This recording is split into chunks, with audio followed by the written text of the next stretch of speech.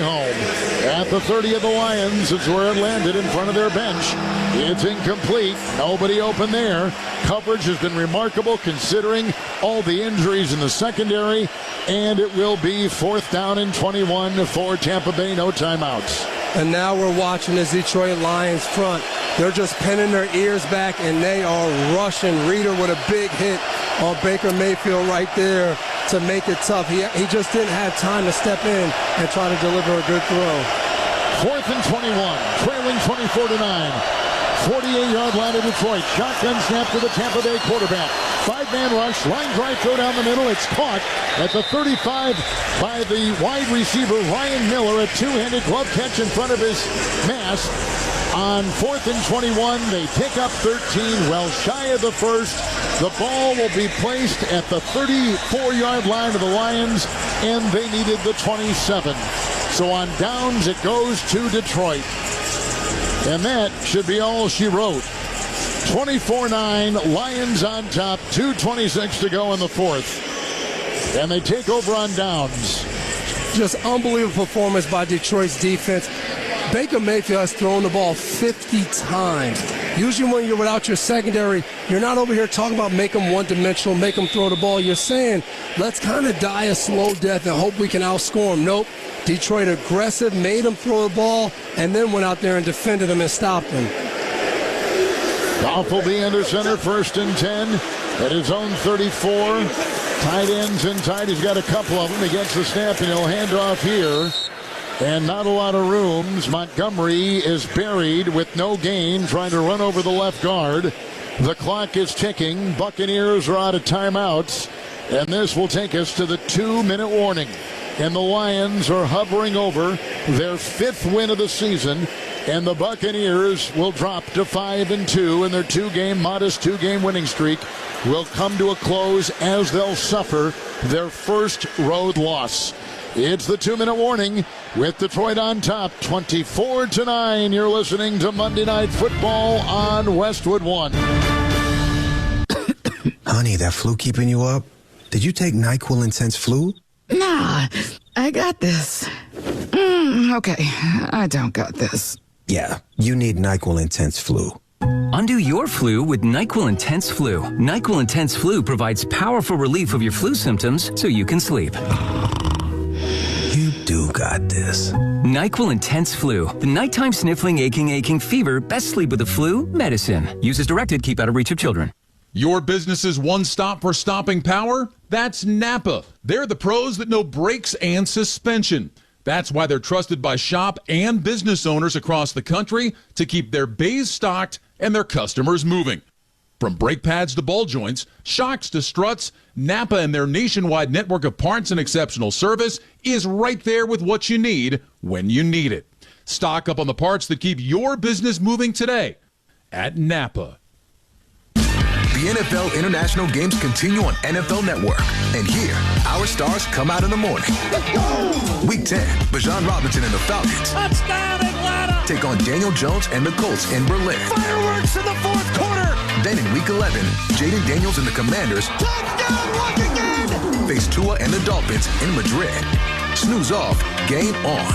It's Sunday Morning Football. Continues November 9th at 9:30 Eastern, only on NFL Network.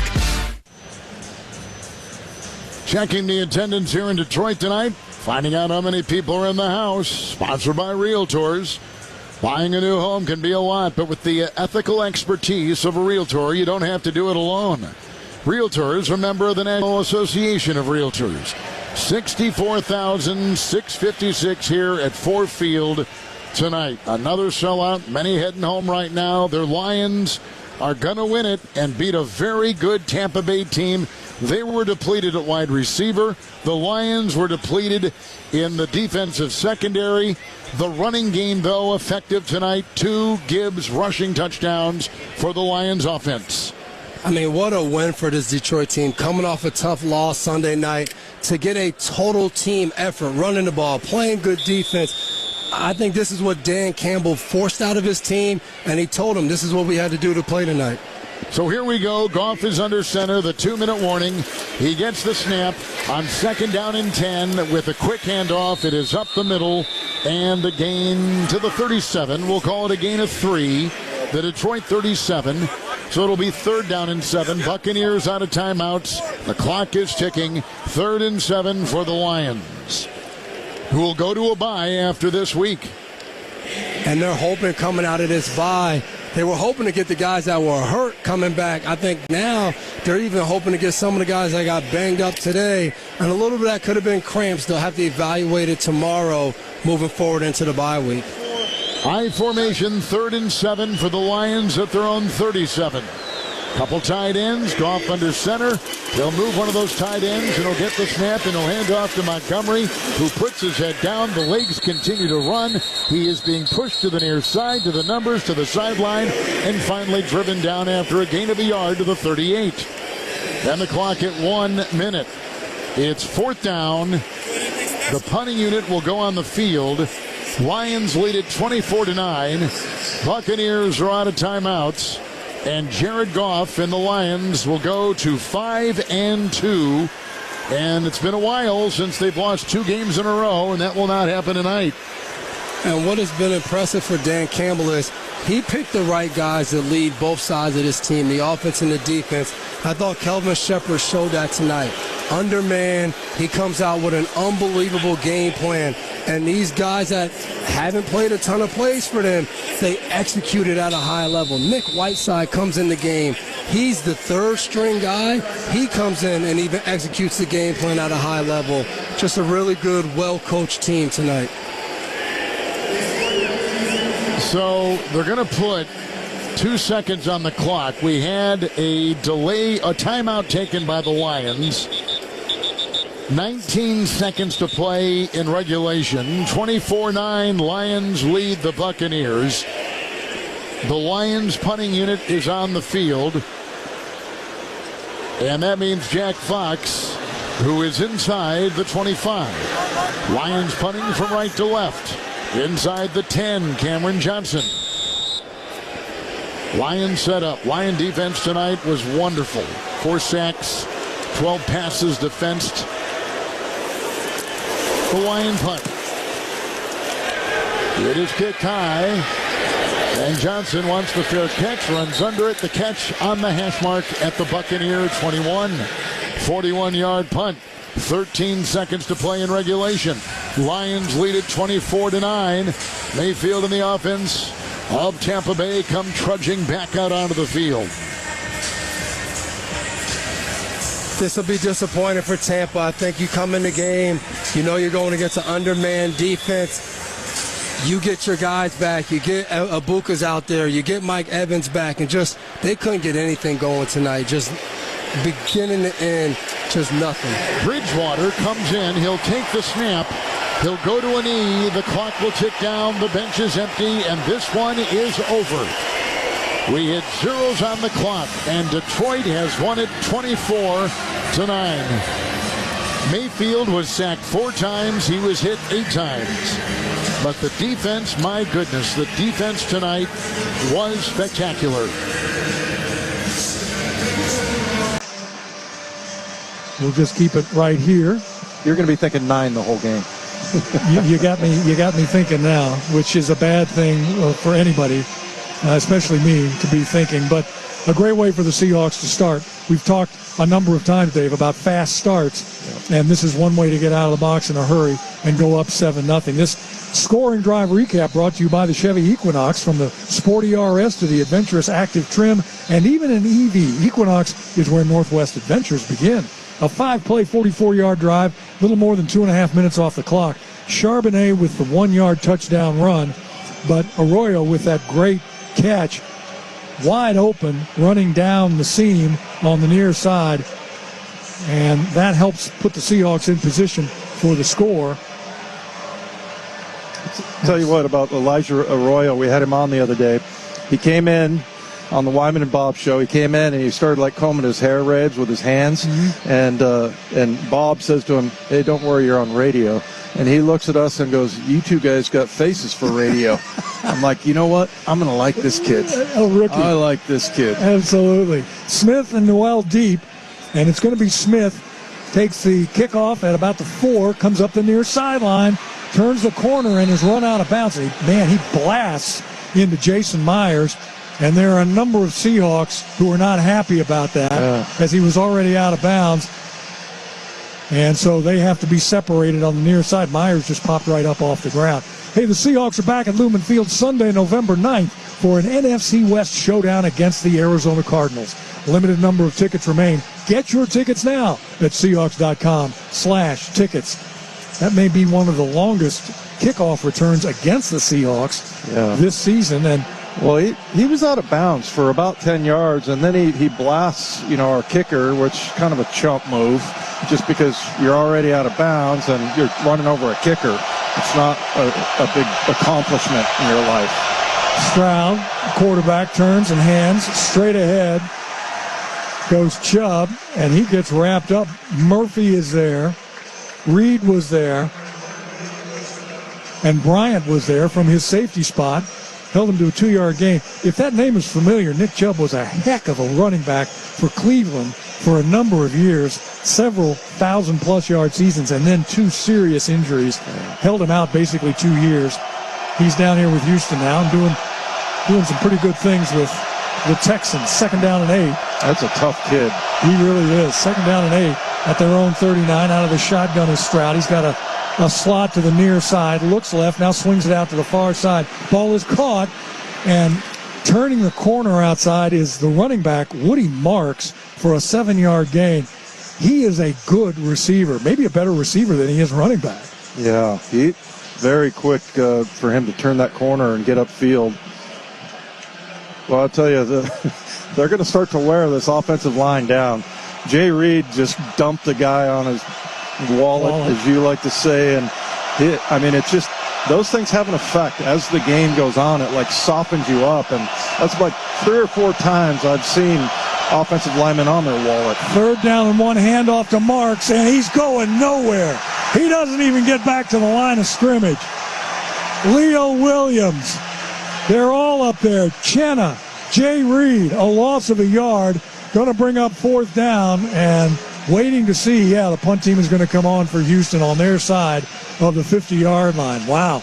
Seahawks bent just a little bit on that pass reception by Marks, but goodness gracious, you're right. They just took the offensive line and shoved them all the way back into the backfield. Boy, and it's not just the D-line. We saw Drake Thomas. Including 7 exclusive live games with NFL Plus. Free touchdown every Sunday afternoon during the regular season on NFL Red Zone. And for a limited time, save 20% on an annual NFL Plus premium subscription. Offer ends September 15th. Sign up today at plus.nfl.com/radio. Terms and conditions apply. Seahawks football is brought to you by Emerald Queen Casino. Comedian Tom Segura is back for an encore performance on November 29th at the Emerald Queen Casino.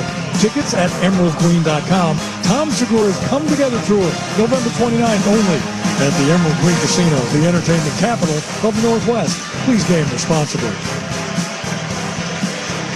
Sam Darnold, 5 of 8 for 85 yards and a touchdown. Charbonnet, 4 carries for 18 yards and a 1-yard touchdown plunge. JSN, 1 catch for 11 yards and a touchdown.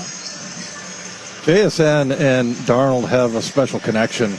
How many times have we seen where he throws it in a window that's kind of in the middle of the field, and it's slamming shut, basically, and the ball has a tendency to zip through there, and JSN does not drop many balls. You know how a bathroom window is smaller and frosted glass? Yeah. That's the kind of window he's throwing into. It's that small and still completing them. 1st and 10 Hawks at their own 32. Single setback is Ken Walker the third. Darnold under center. Walker gets the handoff, looks for some running room.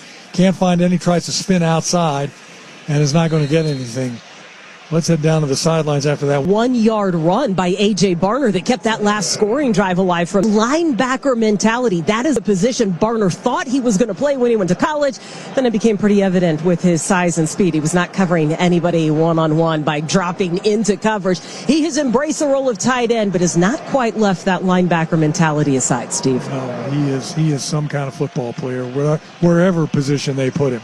2nd down and 11 now. Walker stays in the backfield at Seattle's own 31-yard line. Now Walker moves out. Here comes the blitz. Sam's going to roll away from it. He's going to throw the ball. Here's a flag down. He's liable to go against the Seahawks, and as the ball was caught on the far side by Cooper Kupp, and he didn't get holding much. Number 75, offense, 10-yard penalty, repeat second down. It's Anthony Bradford, the right guard, and only the second penalty by the Hawks. But this drive, Seattle moving backwards here, going to be second down now after the penalty yardage is marked off, 2nd and 21.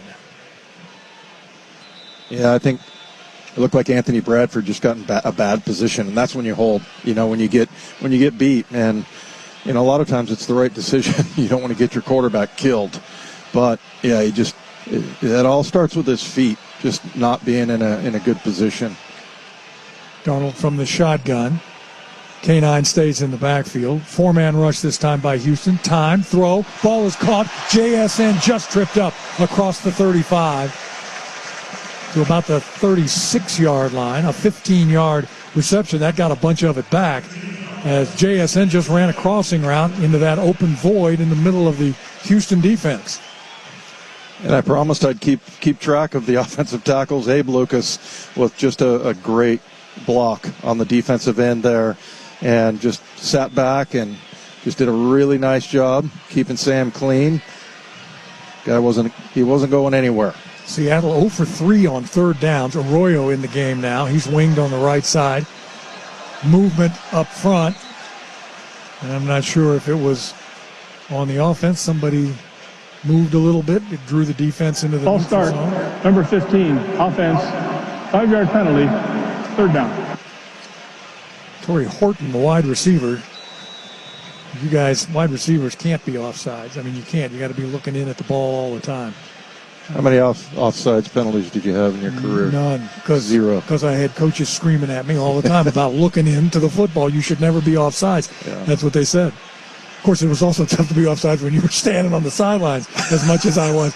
Here's a shotgun snap to Sam. He's got all day. He's going to throw. He's got Horton. And just off his fingertips, 2 defenders there, one on either side. Horton laid out to try to snag that pass, and just off the end of his fingers. And so it's going to bring up fourth down and Michael Dixon onto the field. Boy, we just talked about those little windows, and that ball was on the money. Boy, it sure was. He was, I don't know, was that a 45 throw? Plus he's, 7-8 yards deep in the pocket. I mean, that was close. I mean, not where it needed to be, but almost. Dixon with the kick. Barrios the deep man. Another high spiral. Barrios. Catch. Looks for running room. Runs into a half a dozen Seahawks, led by the Seahawks tight end Brady Russell. And so Houston will start inside their own 25. We'll take a break. 10:34 to play here in this first half. The Hawks on top 14-0. Place your bets. Caesars Sportsbook at Muckleshoot is your #1 place to eat, drink, watch, bet, and win. Bet on all your favorite sports: football, hockey, basketball, soccer, baseball, tennis, boxing, and MMA. Let the bets begin at the biggest and best in the Northwest. Caesars Sportsbook at Muckleshoot Casino Resort. Please gamble responsibly. We've got a style of play no one wants to go up against. Big hits that turn the tides in our favor. Noise that shakes opponents to their core. That was 112 decibels in that last tackle. Disruption is in our DNA. Intercepted! Seahawks ball! Interception made by Love! Celebrating 50 seasons of Seahawks football. Right back, throws it! Touchdown! Touchdown Seahawks! Visit Seahawks.com/tickets today. Today's students are smart, savvy, and heading towards a future filled with possibilities. Education is the light that can help guide them on their path to fulfilling their dreams. That's why Washington's Lottery is a proud partner in the goal to promote college and career training. With every lottery game you play in the pursuit of making your dreams a reality, you're supporting the next generation of game changers who are using education as the way to reach theirs. Thanks for playing, Washington.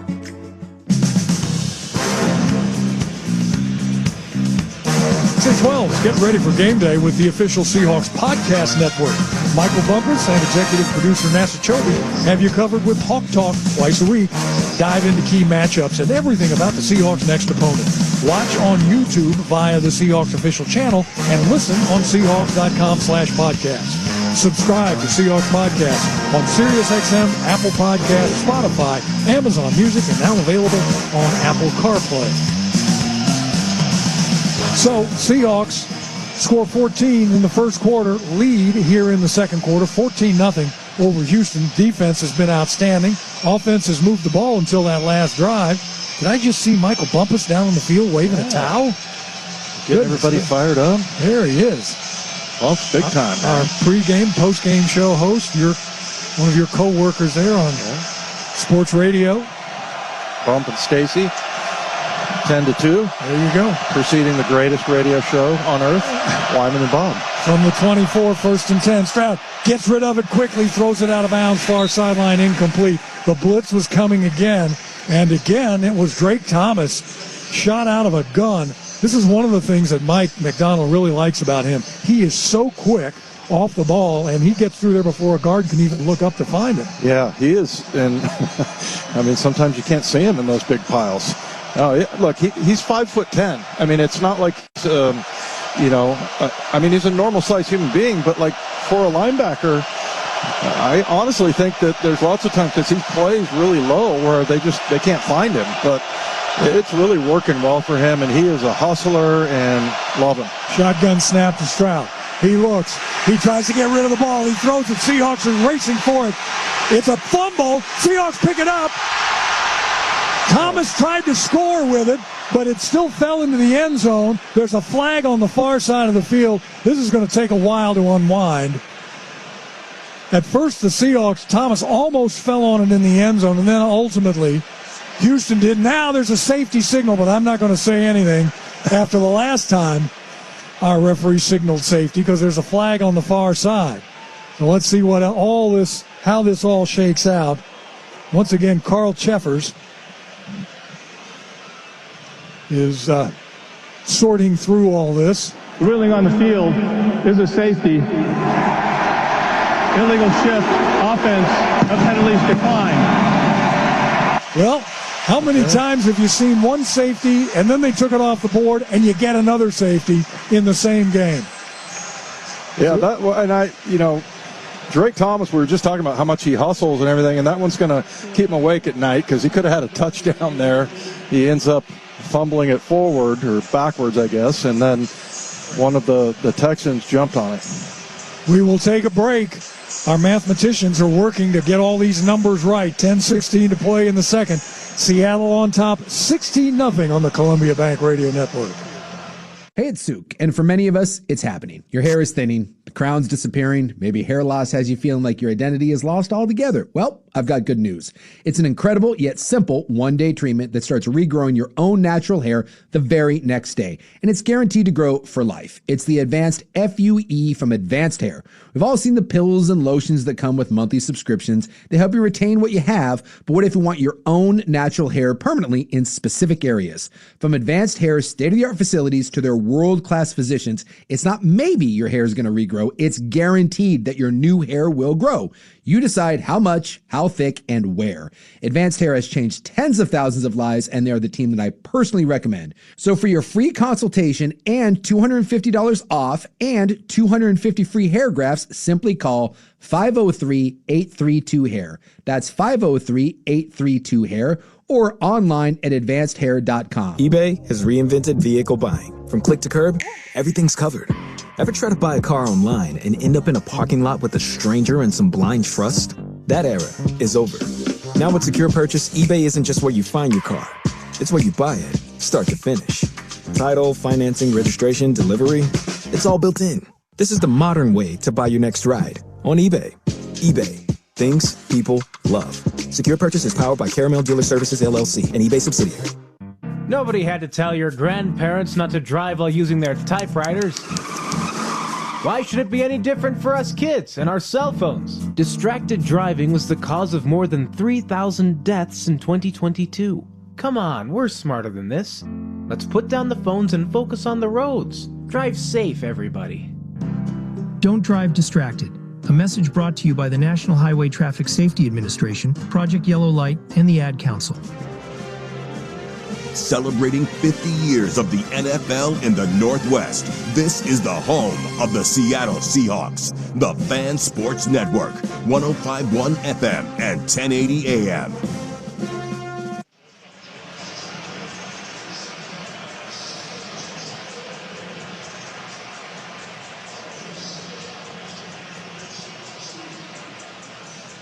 Here's Carl Cheffers. After review, it is a fumble recovered by the defense. The defensive player fumbled prior to crossing the goal line. The initial offense recovered it in the end zone for a touchback. The illegal shift on number 19 will be enforced because it will be a better option for the defense with offense having second down and 15. What? I think they just took 2 points off the board for the second time in this football game. Oh, my gosh. So the bottom line is it turns out to be a touchback, and Houston is going to keep control of the ball. I don't understand it. I'm not smart enough to, obviously. All I know is the score stays 14-0 Seahawks, and everything that looked to me like a safety recovered by the offense in the end zone doesn't count. And that's times two. Twice it's happened.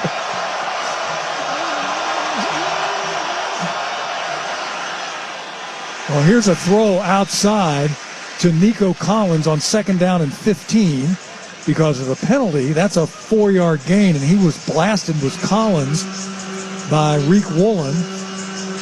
So third down and 10.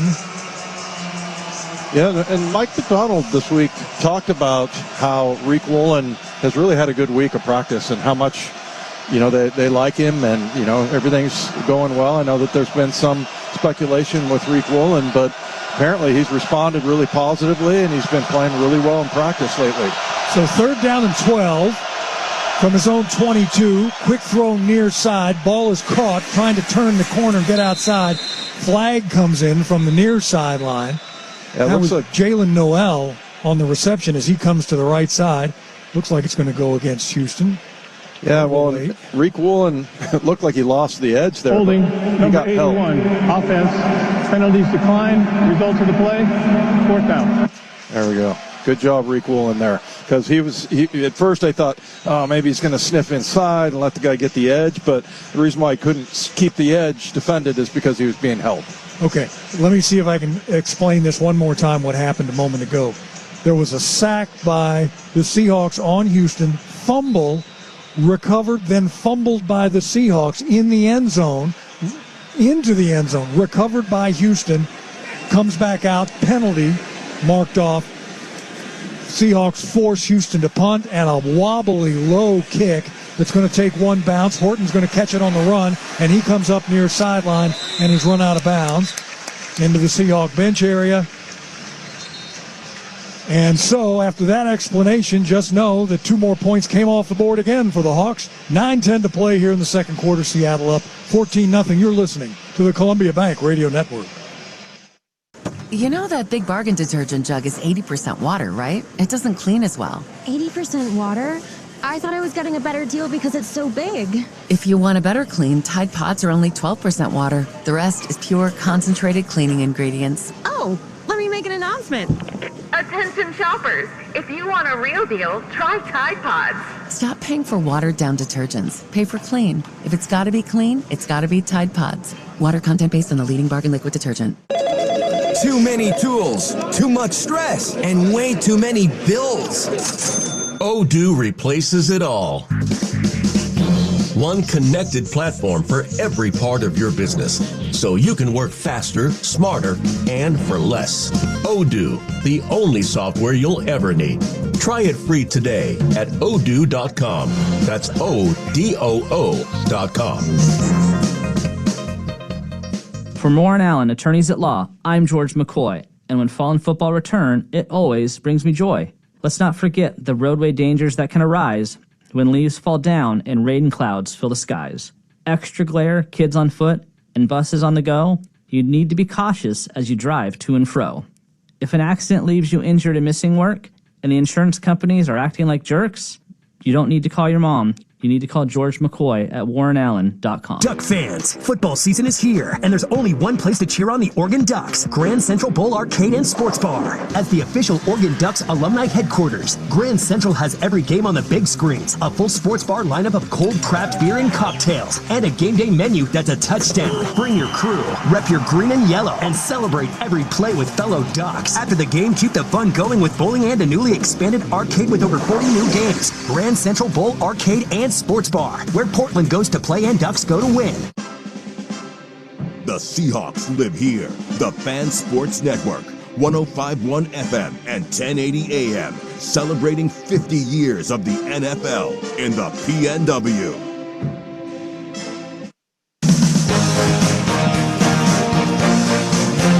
Here at Lumen Field tonight, Seahawks lead 14-0 over Houston. And the Mariners season, that magic carpet ride, just came to an end in Toronto. For those of you that are listening to both, you know Mariners lost 4-3 tonight. An incredible effort, a terrific season. Great job, guys. All our buddies there on the broadcast. Rick Riz, I've known for 30 years. Tough one to lose tonight. They did. Walker gets the handoff, comes left side, and a flag comes down. I think somebody grabbed his face mask in the process of that tackle. Ken Walker's found no good place to run so far tonight, or at least not much, on that 1st and 10. And Carl Cheffers has been busy. Let's see how long it takes him to figure all this out. Yeah, I feel like K9's gotten maybe a 4 or 5 yarder, and then, Charbonnet really is the one that has really busted out. But, yeah.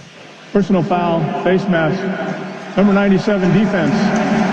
15 yards will be enforced from the previous spot. Automatic. First down. That's former Seahawk Mario Edwards. That one's pretty straightforward. We can figure that one out right away. Edwards with the Raiders, the Giants, the Bears, the Jags, the Seahawks in 2023, and now with Houston. Reached out to try to make a tackle, grabbed a little too much face mask. Here we go, 1st and 10 Hawks, now at the Houston 42-yard line. Arroyo in motion from right to left. Now he sets on the left side. JSN is wide to the near side. Again, Walker hit in the backfield and tries to find some running room to the near side and just barely gets back to the line of scrimmage. Some great penetration up front by this defensive front of Houston. That's the strength of this ball club, those guys up front. And here comes Seattle right back to the line of scrimmage on 2nd down now and 11 at the Houston 43. Walker stays in the backfield. Darnold walks up to the line of scrimmage, calls the play, then steps back. Got slots to both sides, hands off to Walker straight ahead, and gets some positive yards here inside the 40. They'll actually bring the spot back right at the 40-yard line, a 3-yard gain. Clock continues to move, coming up on 8 minutes to play here in this second quarter, and Seattle up 14-0. Yeah, for K9, just keep chipping away, kid. Keep chipping away. I think his long run is at 5 yards tonight, but, yeah, you just not able to get loose, and you feel like, and once he breaks past that second level, he can make somebody miss. And it just hasn't been rewarded yet. Trip set near side. Empty backfield for Darnold. He throws. He's got his man. Ball is caught. It's Jaxon Smith-Njigba near sidelines. Somewhat tight coverage by Derek Stingley, their best cornerback. And still, JSN gets open for 19 and a first down. And Sam Darnold once again just throws a perfect dart. Yeah, just led him away from the coverage there and kind of threw him open. We see that he does that really well to the sidelines, and that's a pretty, we were talking about, that's going to be a tough coverage to draw there for JSN, and he got the best. Walker back in the backfield. Cooper Kupp is going to throw the ball, and it's intercepted on the far sideline, stepping out of bounds and undercutting Jaxon Smith-Njigba. Cooper Kupp actually didn't throw that bad a pass. It was a good defensive play, but, man, everything is kind of working for you, and you pull one out of the bag of tricks, and Kalen Bullock comes up with the interception. And we're going to take a break. 7:02 to play here in this quarter. You hope this doesn't fire up Houston. Seattle leads 14-0. Every Sunday, I'm focused on making a game-changing interception. But off the field, the most important catch we can make is intercepting cancer early. Hi 12s, is Julian Love. When cancer is caught early, it's easier to treat. That's why I've partnered with Virginia Mason Franciscan Health and the Seahawks Crucial Catch campaign to help you take action. Don't wait. Learn more about cancer screenings today at vmfh.org/crucialcatch. Because the most important plays in life aren't made on the field. They're made in the doctor's office. Hey, Drew Johnson Scott here. Build a customized renter's policy with American Family Insurance so you can protect your tandem bike on the go. Thief! Oh, he is struggling with that two-seater. Life's better when you're under American Family's roof. Insure carefully, dream fearlessly. Get a quote and find an agent at amfam.com. Some exclusions may apply. Products not available in every state. American Family Mutual Insurance Company, SI and its operating companies. 6000 American Parkway, Madison, Wisconsin. At BECU, we're proud members of the 12s community. Jersey casual dress code on Blue Fridays, hoarse voices on Monday mornings, and flying that 12 flag every day of the week. We know how much the 12s love to show their pride, because we do too. That's why we give our members a chance to show their Seahawks pride with every purchase. So join us and get the Seahawks Debit MasterCard from BECU, the official debit card of the Seattle Seahawks. BECU, power in people. Membership required. Restrictions apply. Insured by NCUA. Let's pause 10 seconds for station identification. This is the Columbia Bank Radio Network. Your home for Seahawks football. KRSK Portland, KRSK FM HD1, Malala, Oregon, and Odyssey Sports Station.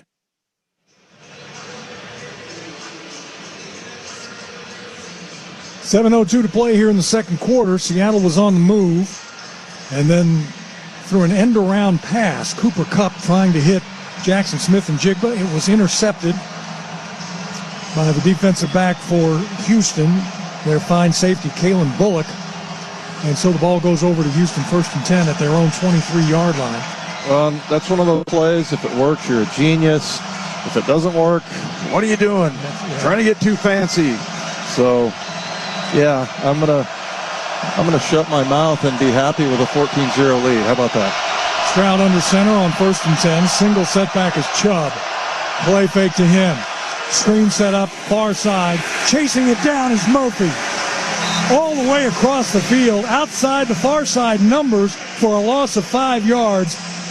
Myron Murphy just shot out of a gun. As soon as he saw screen, he was heading to the far left side of the field, makes the tackle. That's the culture of that defensive line room. How many times last week did we see Big Cat or 91? Murphy had a hustle sack. I think it was the first play of the game.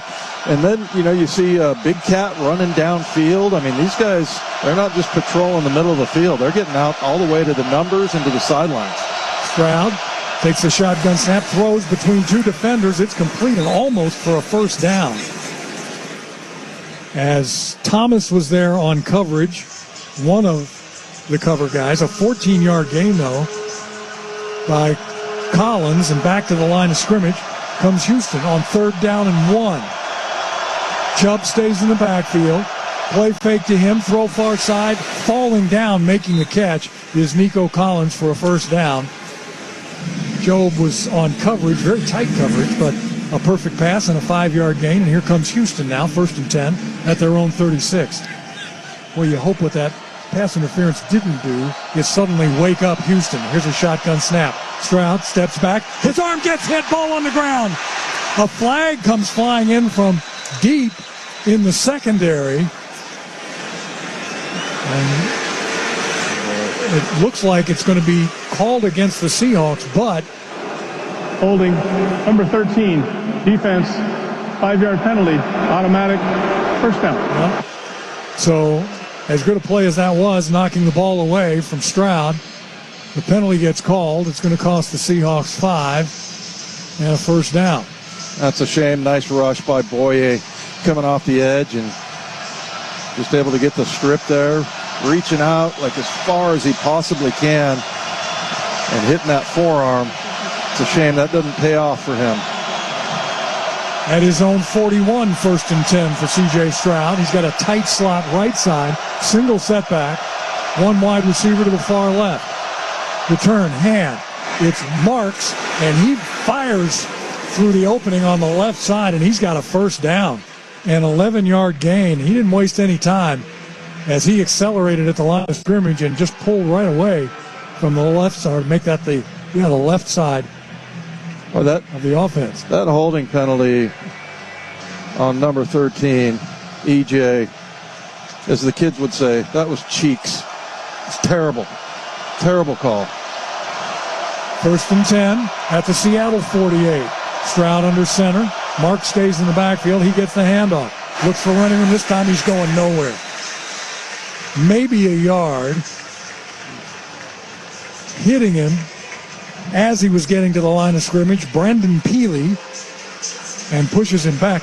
I mean, when you watch Mark's run, he was running full speed to the line of scrimmage and then instantly going backwards. Just bounced off of him. They got some monsters inside. You know, you look at Jaron Reed and Byron Murphy and Big Cat and Peely. It's just tough to move. Big Cat and Reed are both back on the field now on 2nd down and 9. Play fake by Stroud. He's going to roll left. Look, got a man wide open. Far sideline, turns upfield, looking for somebody to hit. It's Dalton Schultz. And again, I'm not sure. Good play fake. And it held the defense, and nobody got to the far side out into the flat. A 22-yard gain by Houston. Right back to the line of scrimmage is Stroud. He's got wide slots to both sides. Empty backfield. Takes the snap, throws inside. You're going to see a flag. There it is. It took a while. But somebody grabbed a hold of Nico Collins as he was running that slant route and spun him around. Pass interference. Number 42 defense. By rule, the ball is placed at the spot of the foul. Automatic first down. It's Drake Thomas who gets called for the penalty. That's the 5th penalty on the Seahawks. Right now, Houston is invigorated and being helped by some Seahawks penalties and moving down the field right now. 1st and 10 at the Seattle 20. Yeah, that one I can see why that they had to call that one. No question about it, but yeah, there's been a couple of questionable calls here. Chubb back in the backfield. 1st and 10. Stroud takes the shotgun snap. Looks, steps, breaks through, dumps it off near side. Chubb drops it. Stroud might have been able to run for about 4 or 5 yards, but instead he saw out of the corner of his eye on the right side Nick Chubb, and he flipped the ball out there to him. And Chubb, I don't know if he expected it, but he dropped it, so 2nd down and 10. Yeah, and that's where you see how talented C.J. Stroud is. He tucks the ball, starts running, and then decides, hand it off to a long handoff to Chubb there, but doesn't execute it. But he does a great job of sensing pressure in the pocket. That's several times he's found running room right up the gut against the Seahawks defense.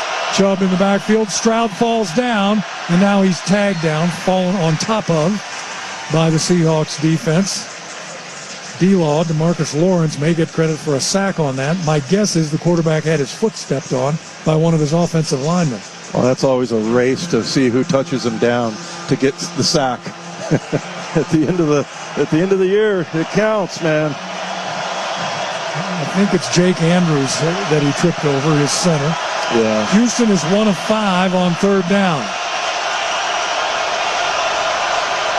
3rd and 15 at the Hawks' 25-yard line. Backs on either side of Stroud. Slot right side. Shotgun snap. Here comes the rush. Stroud steps up. He's got all kinds of time. Throws it near side. Schultz makes the catch. He's not going to get to the sticks, however. Good job by Woolen reacting up along with Jones to make the tackle, and it's field goal time for Houston after the 8-yard gain. Well, and after all that, you hold him to a field goal. I mean, that was a pretty unfortunate set of events there.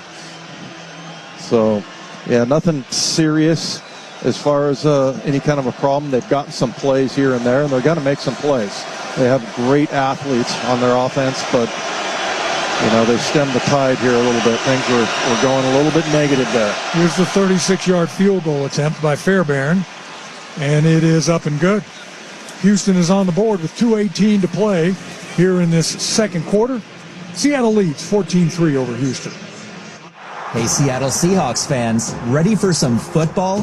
But what happens when life tackles you too hard? Accidents can happen on and off the field. When they do, you need a strong team on your side. CZ Accident Attorneys are proud sponsors of the Seattle Seahawks and even prouder of our winning record in personal injury cases. At CZ, they make personal injury claims easy. Don't let an injury sideline your life. Call CZ Accident Attorneys today and get the justice you deserve.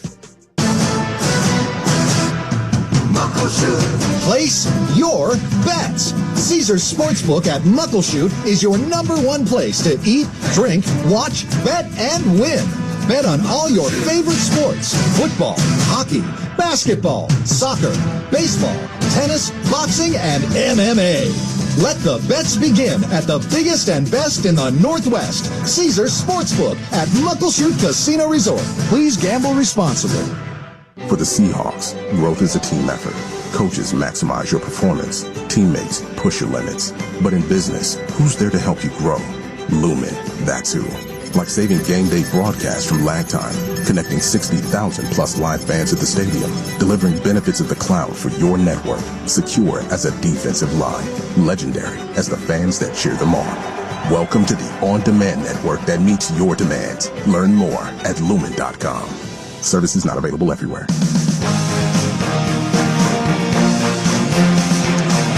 After the Bullock interception, Houston moves down the field 10 plays, 60 yards with a Fairbairn 36-yard field goal. Seahawks defense doing a nice job stopping Houston short of the end zone. Seattle leads 14-3. Catch Seahawks fifth quarter tonight on King 5 following the game. Paul Sylvie, Walter Jones, and yours truly will break down tonight's game, and we'll be joined by a couple of Seahawks players. That's Seahawks fifth quarter tonight on King 5. We've got 2:18 left to play here in this first half. Seattle has all three of its timeouts remaining. Houston does as well. Fairbairn's going to kick away to George Holani and Derek Young. They're moving toward the south end zone. So kicking from left to right will be Fairbairn. You know who's brilliant on that postgame show? Who's that? Paul Sylvie and Walter Jones. Thank you very much. It's good to have really good guys around you. I've learned that in this booth. Surround yourself with great people. And, you failed there. And then you have your analyst.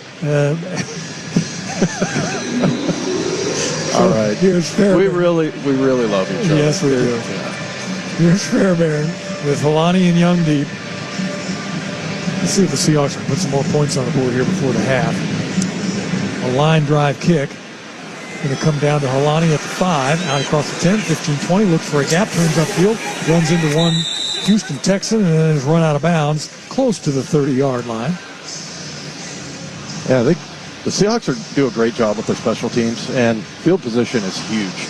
And so, just getting out to the 30. And what I'm always looking for, Steve, is like you see a guy could maybe get to the 25, and instead he squeezes out, another 5 yards or another 10 yards. And they've done a great job with that, and they've got some good returns. Derek Young has a 60-yard return this year. Let's get a little 2-minute offense going here for the Hawks. Charbonnet in the backfield, pistol formation. Quick throw near side is JSN. Cuts back inside, gets a block. Nice block, too, from Cooper Kupp. And cuts back in for a 5-yard gain on just a quick throw out into the left flat. Yeah, nice and easy, not a lot of risk. It's like a long handoff, as they say. That's going to bring us to the 2-minute warning as Sam heads over to the near sidelines. 2 minutes to play in this first half. Seattle up 14-3. You're listening to the Columbia Bank Radio Network. Reynolds Defense Firms, one promise. This is McDaniel Reynolds with the Reynolds Defense Firm, and we specialize in one thing. We represent good people facing DUI charges. Trust is a big deal to me, both personally and professionally. And I believe at the core of trust is a very simple concept. Be genuine. We promise every client we represent that we will do the absolute best we can for them.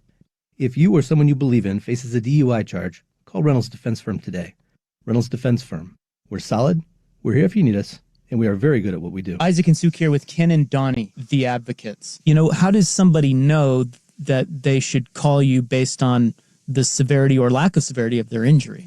If you're hurt in an accident, call us. Don't worry about, is this too small? We'll let you know. The consultation is free. How about that? Honesty. for once.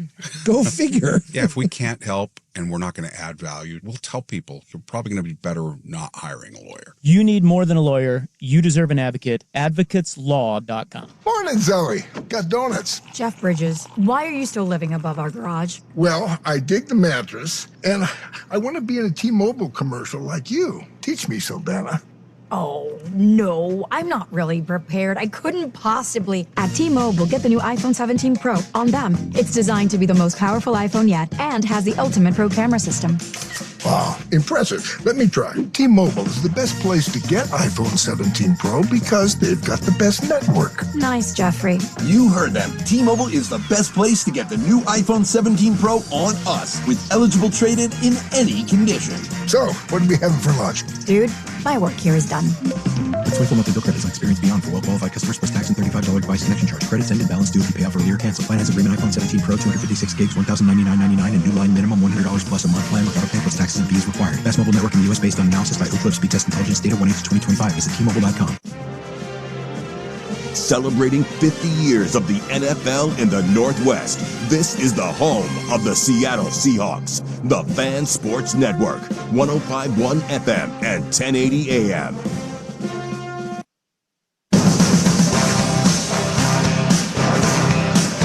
Stay connected all season with the Seahawks mobile app, now on Apple CarPlay. Listen on the road to podcasts, press conferences, live game radio, and score updates.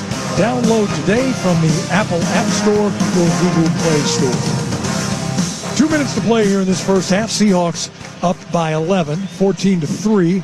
Seattle has the ball. 2nd down and 5 at its own 35-yard line. Sam Darnold out of the shotgun. Charbonnet in the backfield. He gets the handoff. He gets the first down and then some. He's still running. He's dragging defenders to midfield where he's finally thrown down. Not a lot of room, but Charbonnet just finds a way to wiggle free for 15 and a first down. Yeah, like I said, he's built like a power back, but those feet, boy, he kind of went backside, but he read his block perfectly. And you got a bunch of defenders now that are like just constantly trying to rip the ball out of your hand. He's really secured the football because he's staying up after contact. Cooper Kupp comes in motion from right to left on 1st and 10, right at midfield. Here comes the blitz. Darnold has some time, fires in the middle. It's caught, JSN, near the 40-yard line. I think he's going to get a first down. He is. He actually fell behind the 40, but he picks up 10. Clock continues to move now, 1:07 and counting, and still 3 timeouts left. Back to the line of scrimmage with the Hawks. JSN wide to the near side. Sam's looking that way, steps up in the pocket. Now he dumps it over the middle and almost intercepted. Tried to get it, tried to squeeze it into that small window to Jaxon, Smith, and Njigba, and it was almost picked off by Azeez Al-Shire. That stops the clock with 57 seconds remaining. Yeah, I think he was just trying to throw it at their feet, just get rid of it, but he does a great job of navigating the pocket there. I'll tell you, the play before that, the pickup has really been good. I don't know that they brought extra, but they brought them from different places, and our offensive line has done a really good job in that regard. Wide slot to the right side, pistol formation with Charbonnet in the backfield. He gets the handoff, and he's going to power straight ahead down to the 35-yard line of Houston. Clock continues to move. Seattle again has all 3 of its timeouts. And I think have they used one yet? They haven't. They're taking their time here. I think what they want to do, they know they're in field goal range at this point. Yeah, how many times we're within a minute or of the half or the end of the game and you look up and you see 3 timeouts from Mike McDonald? Yeah. Coming up on the Seahawks halftime report, Michael Bumpus, Paul Moyer, Ray Roberts going to break down this first half. Give us a look what they think the Seahawks can do and should do in the second half. And they'll also run all the statistics by you as well. Timeout was called by the bye. Now with 29 seconds remaining, it took a while to wind that down. And again, Seahawks now have 2 timeouts. The ball 3rd down and 4 at the Houston 34-yard line. Darnold came over to the near sideline, talked things over. Now back in the huddle. Again, Seattle last week, 1 of 12 on 3rd downs, just 1 of 5 on 3rd down conversions tonight so far. A tight slot left side, now slots to both sides with Charbonnet in the backfield. Kupp wings, he's on the left. Darnold wants to throw, looks, steps back away from the on-rushers. Now throws far side, just throws it away. Gets it out of bounds and lives for another couple of plays, except here comes Jason Myers on 4th down and 4 after the incompletion. Myers this season has a season long of 56, a career long of 61, and this one is not going to be a chip shot. It's going to be 53 off the left hash mark. I feel like the offensive line's having a good night. I mean, we'll look at the running numbers at half, but they've done a pretty good job of keeping Sam clean and not having to move around too much in the pocket. Dixon puts the ball down and it's blocked, and it's going to bounce toward the end zone. Brady Russell is going to race there, but it just rolls dead in the end zone, and so the Seahawks lose an opportunity there. Myers might have been just a little bit low as he was trying to really drive that ball 53. So 13 seconds left now. Let's see what Houston wants to do with, they've got all 3 of their timeouts. Let's see if they just come out and want to kneel down once and head to the locker rooms. The Seahawks have had some opportunities. They can't put 3 on the board there. The one problem about that miss is they're going to get the ball in great field position at their own 43-yard line. So the defense back on the field now. Fairburn, by the way, has a long this season of 57. So they need to get the ball down near the 40-yard line of the Hawks. It's amazing with the kickers nowadays that they don't, I mean, you see it regularly that, high 50s, sometimes 60-yard kicks. Seattle with 2 deep safeties. Shotgun formation for Stroud. Takes the snap, looks, steps up in the pocket. He's going to let it fly. Got a man. Ball is caught inside the 30-yard line. It's Noel who makes the catch.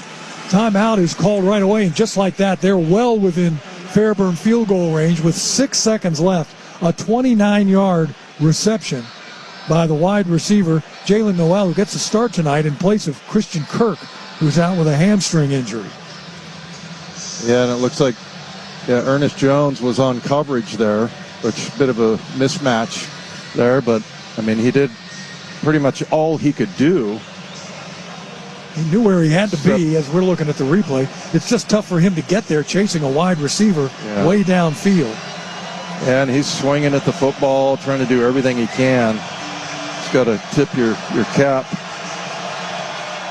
Let's see if the Seahawks can stop Houston here and at least force them into a field goal try. 1st down and 10 at the Seattle 28. 6 seconds left. Now the Seahawks call timeout. McDonald uses his second after watching Houston line up, see what kind of player formation they have going out there.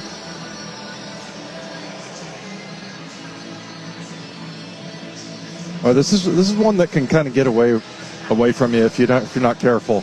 They got to have some serious discussions in there in the locker room about coming out in the second half and putting this team away, because you've seen the athletic ability. They can beat us in one-on-one situations. They're getting the right matchups that they want, linebacker on wide receiver, for example. And this is a team that can sneak back in there. C.J. Stroud starting to really show his athletic ability, moving around the pocket, and being able to make throws on the run. The Seahawks may have to find some way to put a little more pressure on him, as Houston here in the second quarter has picked up the 4-man rush by the Hawks. So here we go. Stroud between 2 running backs out of the shotgun, throws near side, just throws it out of bounds. So that was the idea, just use up a couple more seconds and throw it away and give Fairbairn a chance to come on and put 3 more on the board and make it a little bit tighter game. He's 1 of 1 today, is Fairbairn, from 36 out.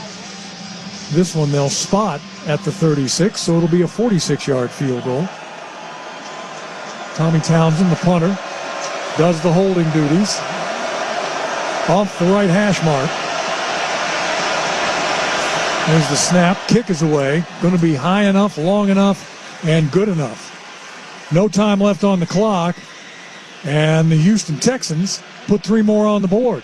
14-6, your halftime score. The Texans, remember, are going to get the ball to start the second half. I'm sure, Dave, you're right. That conversation in the Seahawks locker room is going to be all about finishing here in this second half. Stay tuned. Seahawks Halftime Report with Michael Bumpus, Paul Moyer, Ray Roberts coming your way next. They'll also preview then what they expect in the second half. Stand by. We'll be back after the half. Seattle leads 14-6. Welcome to the Seahawks Halftime Report. Now, here's your host, Michael Bumpus. Along with Paul Moyer and Big Ray Roberts, I'm Michael Bumpus. This is the halftime show. The Hawks are up 14-6. You're feeling good about what's happening right now with this offense and with this defense, but Big Ray, it feels like they left some opportunities out there, right? You got a strip sack that was called back. Cooper Kupp throws an interception, and then you have a field goal block. In a perfect world, that's 17 points that you left on the board. Yeah, you know, sometimes you get like a little too cute with the play calling, and you have a quarterback you paid a lot of money to throw the ball. So, I mean, if that play connects, it's like a genius play. Exactly. But you know what? Like, you're down there, there's a chance to get points, and it flipped the script on us. And so now the 6-point swing right before the halftime. All right, Moyer, they held him to 20 yards rushing. C.J. Stroud, 106 yards through the air. What are you seeing offensively, defensively? Well, I like what we're doing. I've never felt so bad being up 14-6 at halftime, and we've completely dominated this game. And we can even go back. The refs blow the one safety. I mean, that's a safety. I mean, I don't know how you don't call it 19 safety. points. There's two, and then obviously fumbling in the end zone after you make a big play defensively, the interception, block field goal. They get a field goal, 6-point swing right there. I don't like how we finished in the final 2 minutes, unfortunately, but I like what we're doing offensively and defensively. I mean, it's completely even. I think we've thrown it about 14, ran at 14. Darnold again, him and JSN, magical. I feel like we can do pretty much whatever we want on offense. We just got to have more opportunities. Yeah.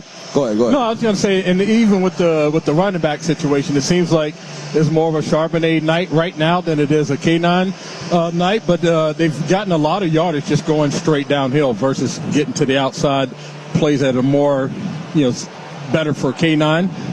And so I think playing between the tackles, a little more play action pass, I think the offense will be clicking. Both teams struggling on third down. You got the Texans 1 for 6. You have the Seahawks 1 for 6. Is that down in distance? Is it play calling? What are you seeing there, Moyer?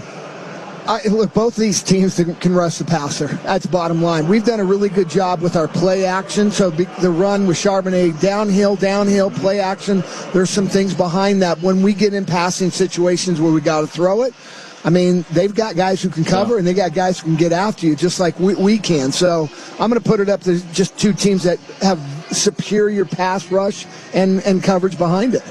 All right, so if you are the coach going into the second half, Big Ray, are you sticking with Zach Charbonnet? Are going to sprinkle in Ken Walker? You go with the hot hand? How do you handle that? I think they just stay with what they've been doing all year. Like they still kind of kept the rotation up because all it takes is K9 to get to the corner one time, and it can be a 60-yard touchdown. So I think you still got to give him his reps, but then obviously he can run those between the tackle plays too. So maybe give him a chance on there. He had a couple plays up the middle where he made some yards, but Charbonnet just seems to be in his rhythm with that style right now. Defensively, the Texans only give up 12 points per game. We're at 14 so far. We left some money out there, that's for sure. What have you seen out of this Texans defense? Well, I think we've done a really good job when they've had to rush for. All right, so on mixed downs, we're doing a great job. It's when we get into pass situations where all of a sudden they're rushing 6 guys on us with a couple of nice stunts in between.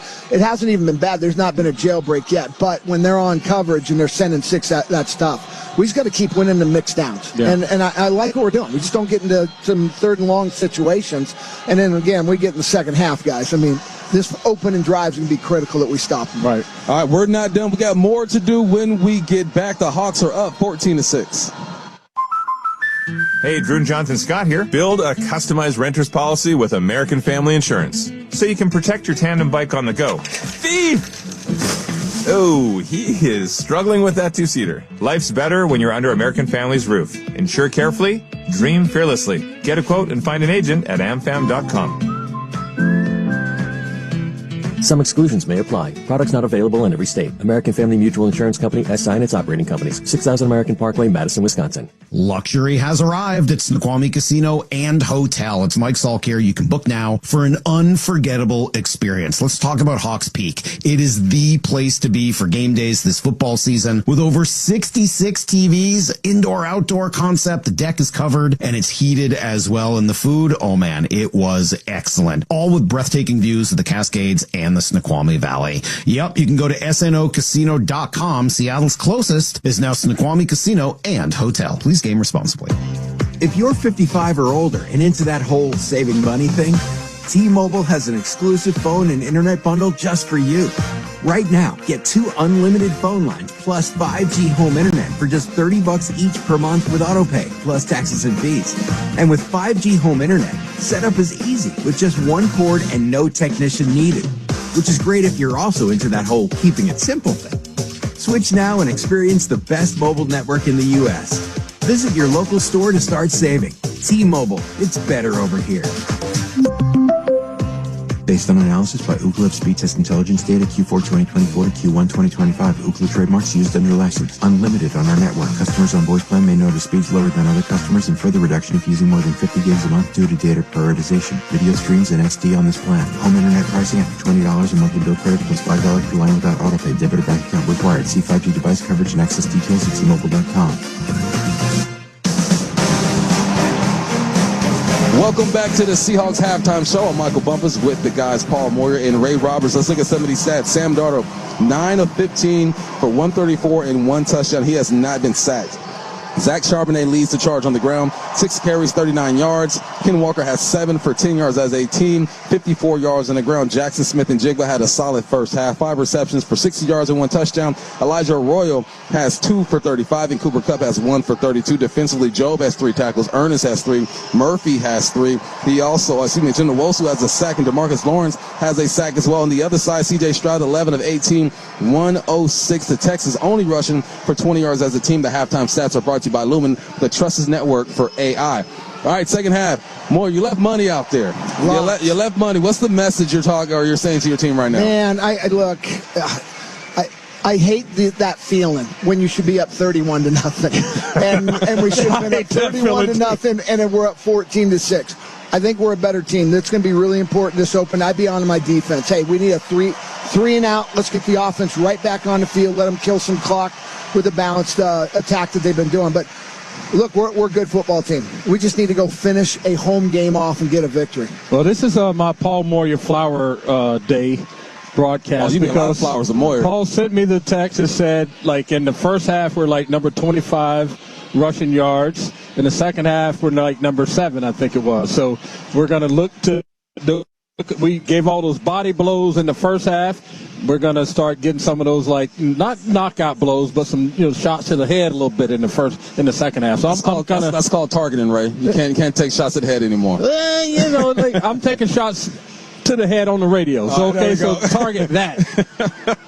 All right, man, I'm looking at Sam Darnold. An efficient day, only one throw where you kind of like, probably don't want to throw that. He's trying to escape, get out the pocket, and I hit, I believe, JSN going across the middle. How do you assess his day so far? Well, I like the routes we're running, and again, the play action's working. He's 9 for 15, but I bet he's had 2 or 3 throwaways as well, and he had the one throw that we went, but look, Sam's legit. I mean, that one to Horton, that was the deep crossing route. There maybe even out of opposite side's flag.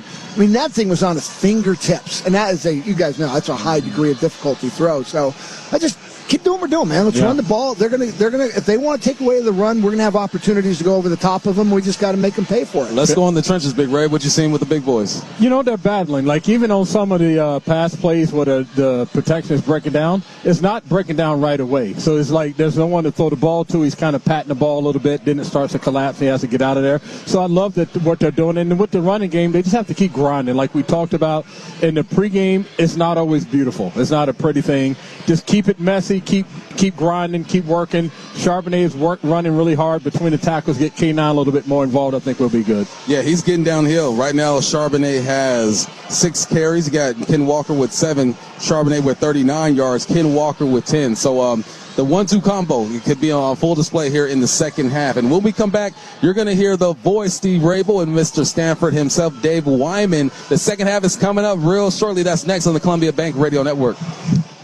We all hear the radio ads about the IRS. They tell you to be afraid, to be scared, and they try to frighten you into calling. I'm not here to do that. Tax Relief Advocates is different. TRA is here to tell you that if you owe money to the IRS, whether it's $5,000, $50,000, or $500,000, we have a solution. It doesn't matter if you're sitting in your car, at work, or with your kids. No matter where you are, call now. 800-507-9701. Don't lose hope. TRA can eliminate or reduce what you owe to the IRS. Generous programs are now available that can give you a fresh start. Our passion is taxes and helping individuals fix their IRS problems. We have over 1,000 5-star reviews on Google and an A+ with the Better Business Bureau. You don't need to be afraid of the IRS any longer. End your tax nightmare today by visiting us online at TRA.com or call 800-507-9701. That's 800-507-9701. Tax Relief Advocates. Real solutions for real people. Hey, it's Dirt here from my friends at Homesy. When we say make it easy, call Homesy, we mean it. They have an awesome online calculator tool that gives a quick, easy estimate on your flooring, painting, roofing, siding, or gutters project in just minutes. And as somebody who's in the home improvement process and is poring over different estimates and companies, Homesy truly does make it easy. Head over to their website now, homesy.com. That's HOMZE.com to try it yourself or give them a call. And remember, for your home improvement, make it easy.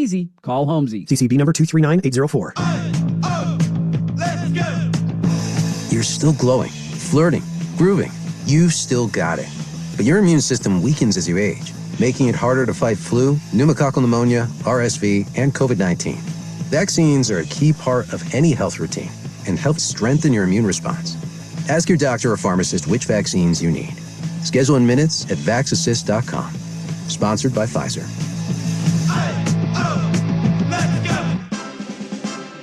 The Seahawks live here. The Fan Sports Network, 105.1 FM and 1080 AM, celebrating 50 years of the NFL in the PNW.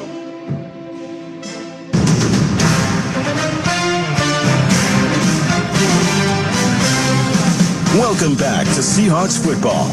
Now, with the second half kickoff, here's Steve Rabel. Back at Lumen Field after an incredible halftime performance, specifically pointing toward crucial catch for those who have had early detection and treatment for cancer, and they are here in large numbers tonight, and they were recognized this evening as well. Just a really special time. Thanks to the Seahawks for doing that. Meantime, let's head down to the sidelines, talk to Jen, find out what these coaches are thinking. Yeah, for Mike McDonald, he was really lamenting the missed opportunities in the first half. He was frustrated by the way they finished and knows that his team needs to capitalize on opportunities in the second half. Meanwhile, DeMeco Ryans and the Texans, he said those last 13 seconds, they were pivotal, especially the play C.J. Stroud to Noel. That 29-yarder really thought it got the offense into rhythm, and they are looking to pick up where they left off as they get the ball right here, Steve. Yeah, that's the one thing you hoped wouldn't happen is the offense finds some rhythm, because the defense just dominated, the Seahawks did, in that first quarter. Seattle scoring all 14 of its points in the first quarter. Second half kickoff brought to you by Seatown Electric Plumbing, Heating, and Air. Get up to $600 off a new generator. Visit SeatownServices.com today. Yeah, this is one of those, I remember Eugene Robinson used to say, let's kill a gnat with a sledgehammer. Like, overdo it. Don't let this team get back in. Because we talk about it, I mean, there are no horrible teams in the NFL. Every team has players that can beat you, and especially this one. Here's the kick. Smith bobbles it back at his own 10, gets out to the 25, and he's spun down by a host of Seahawks. And so the Houston Texans, who hadn't gotten much going in the first half, or in the first quarter, that is, offensively, found something in that second quarter. We're able to put 2 field goals on the board, our 14-6 score, as we're just getting underway here in the third quarter at a packed Lumen Field tonight. Yeah, and unfortunately, I think some of those people, well, it's good for the Seahawks, came across the street from the watch party after a disappointing loss. Nick Chubb gets the handoff going left side on this first down, and Byron Murphy is right there to stop his forward momentum, and Leo Williams helps push him back as well.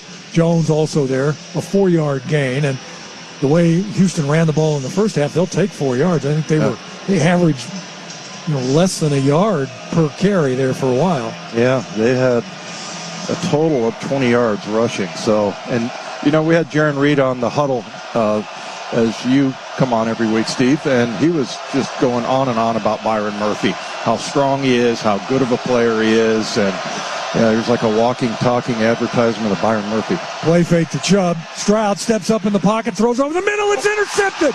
Falling down on the ground, getting up. It's Jones, comes near side. 40, 35, 30. Has a convoy. Knocked out of bounds near sidelines. Holy catfish, what an interception by Jones, falling down as the quarterback Stroud was hit as he threw.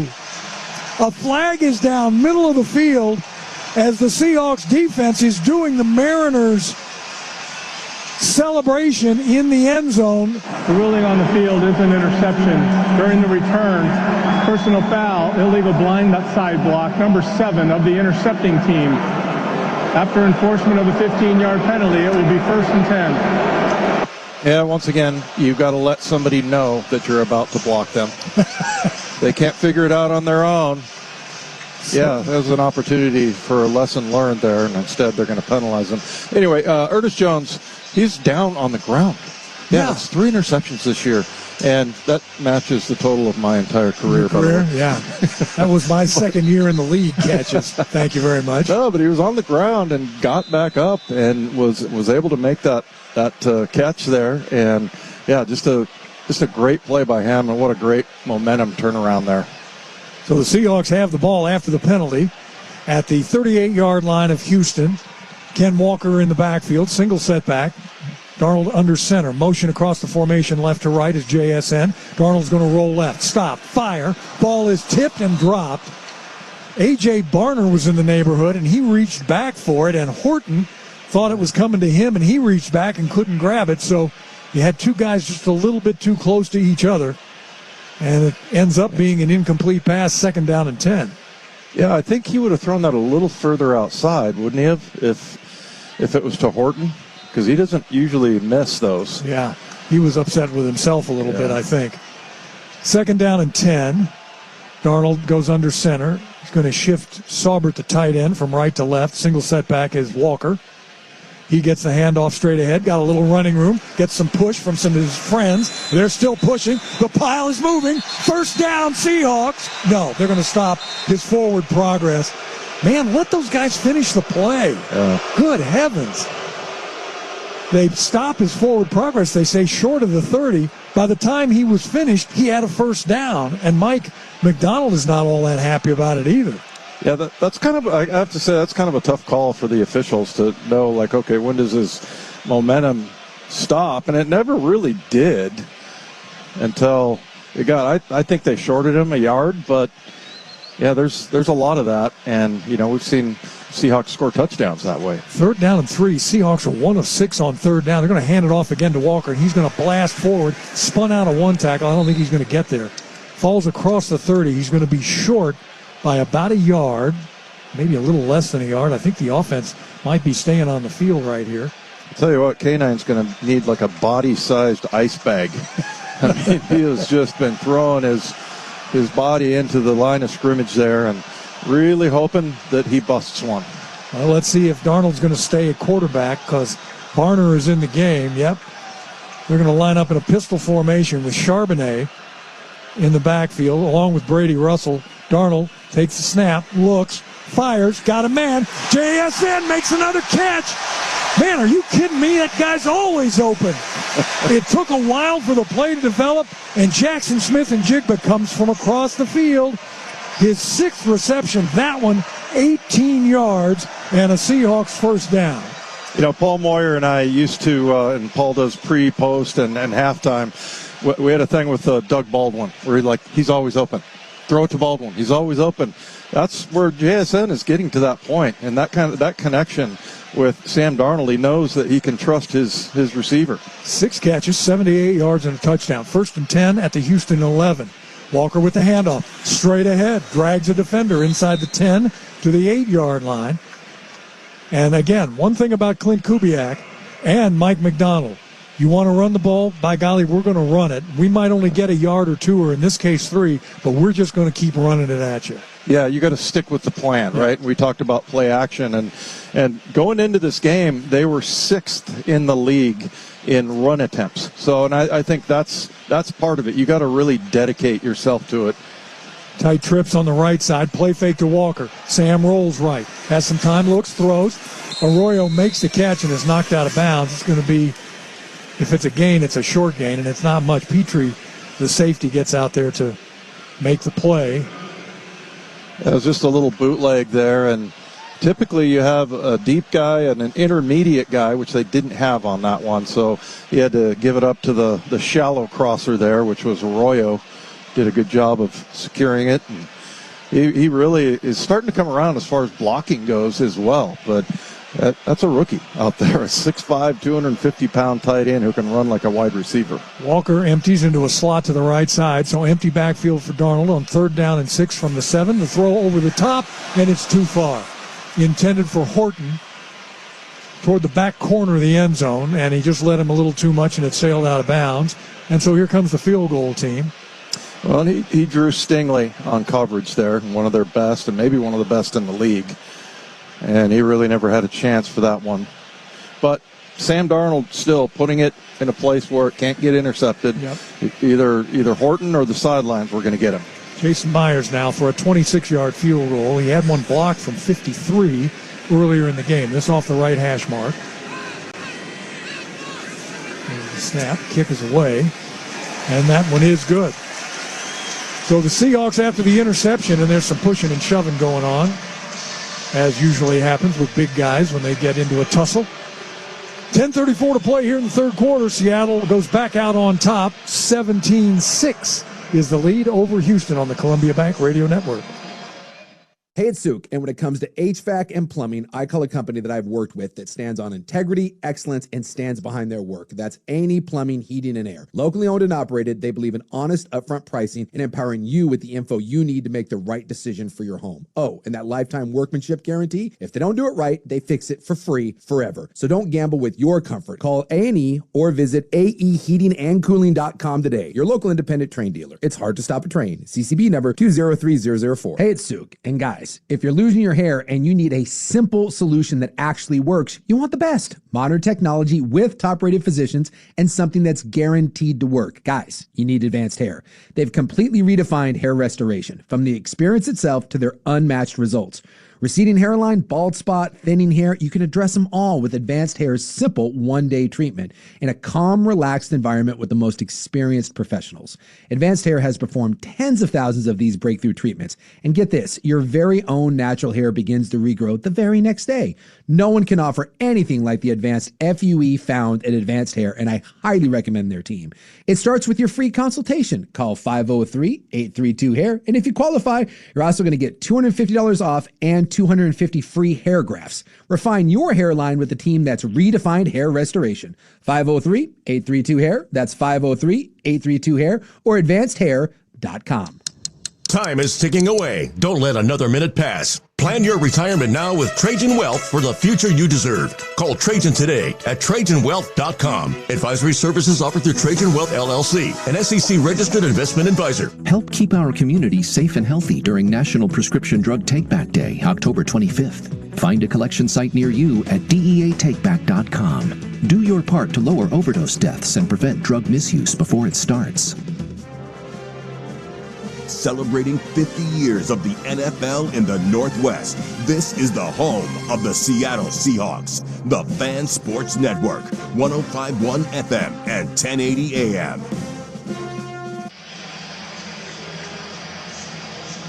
Hawks extend their lead back to 11 points. It's a 17-6 lead, Seattle over Houston, with 10:34 to play here in this 3rd quarter. An 8-play, 31-yard drive, about 3.5 off the clock.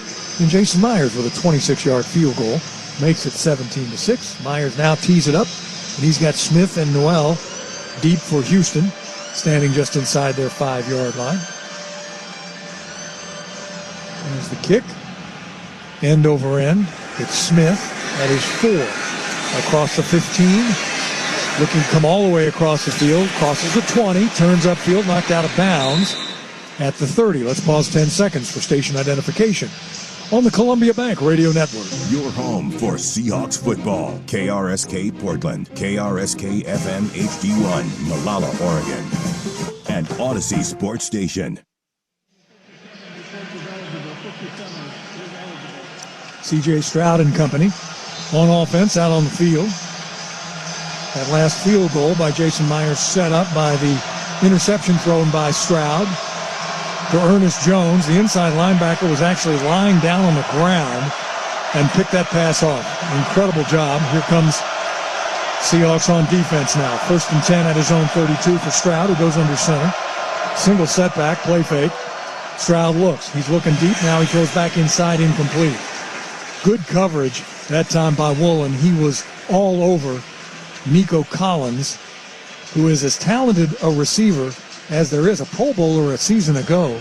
And he's had a few catches here today, but hasn't exactly lit things up. 4 receptions for 27 yards, and one of them is a 14-yard catch. Yeah, and Reek has had a good night, definitely, and he had a good week of practice. Mike McDonald talking about him during the week, and I think he gave up a catch earlier, but he was all over him. So good. He's very sticky tonight. Mark stays in the backfield, play fake to him, throw near side, and it's Schultz again, out open in the flat. Finally tracked down and dropped, and that's 3 times now that the Seahawks have kind of bit on that motion going one way, the naked boot back out to the right side this time, and the throw to Schultz in the flat for 16 yards and a first down.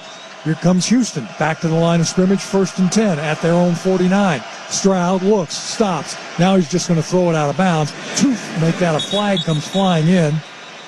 And I think Nico Collins is going to say he was interfered with as he was trying to cross the field. It is going to go prior to the pass, holding, defense, number 29. 5-yard penalty, automatic. First down. That's Josh Jobe. Seahawks have had too many penalties tonight. That's the 7th on the Hawks. Yeah, that's kind of where they got Jacksonville last week, is when those start to pile up. I mean, I think for Jobe, it's just the cost of doing business. You're going to get that. He is a good cover corner. He's really played well this year and just got caught. That's the key. 1st and 10 at the Seattle 46. The handoff goes to Marks, and he's upended. Diving underneath him to make the tackle is Kobe Bryant, coming up from his safety spot to make that play. A gain of 4. Yeah, good job by Kobe, really effectively playing like a linebacker there. But, remember that you could argue that 2 of their best players are on the sidelines, and Julian Love and Devin Witherspoon.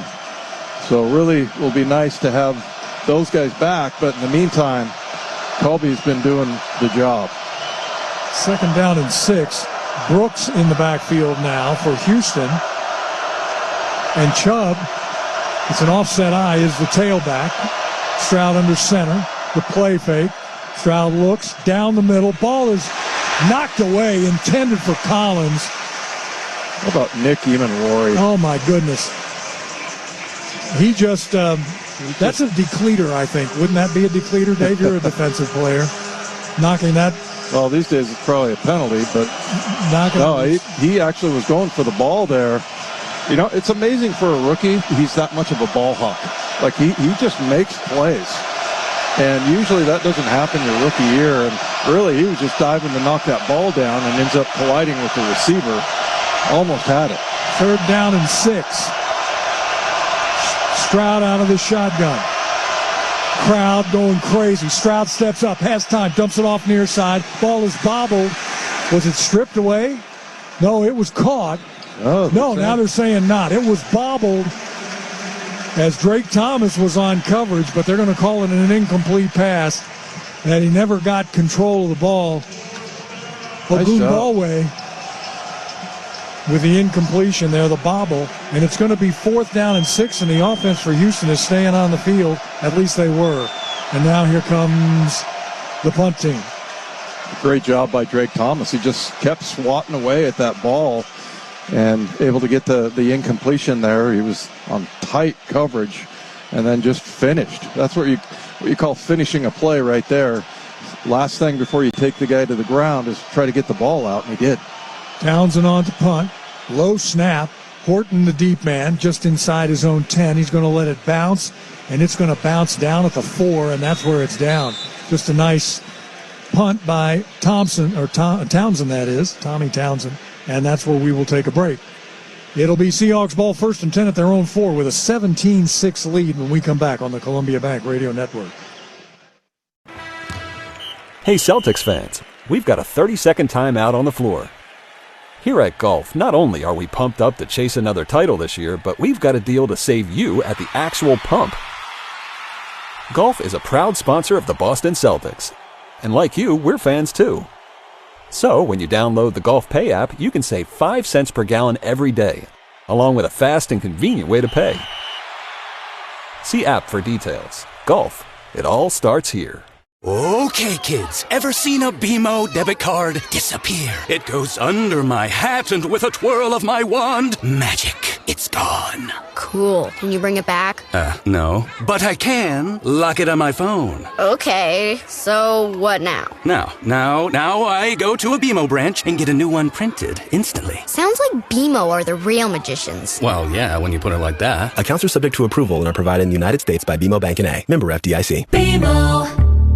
This is the story of the one. As a maintenance supervisor at a manufacturing facility, he knows keeping the line up and running is a top priority. That's why he chooses Grainger. Because when a drive belt gets damaged, Grainger makes it easy to find the exact specs for the replacement product he needs. And next day delivery helps ensure he'll have everything in place and running like clockwork. Call 1-800-GRAINGER, click Grainger.com, or just stop by. Grainger, for the ones who get it done. Well, good morning, kiddo. I love that you're home from college. I've missed you. Still taking your Nature-Made vitamins? Every day. A multivitamin and a probiotic. You better be taking yours. Still looking out for me, Mom. I'll never stop. Made to care for you every day. Nature-Made, the #1 pharmacist-recommended vitamin and supplement brand. Find us in the vitamin aisle, based on a survey of pharmacists who recommend branded vitamins and supplements. The Seahawks live here.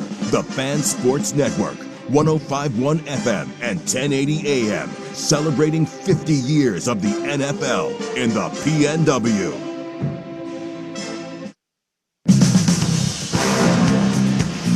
Say 12s this football season. 2 premier Northwest franchises are teaming up, Columbia Bank and the Seattle Seahawks. Columbia Bank is a proud partner of the Seattle Seahawks, member FDIC.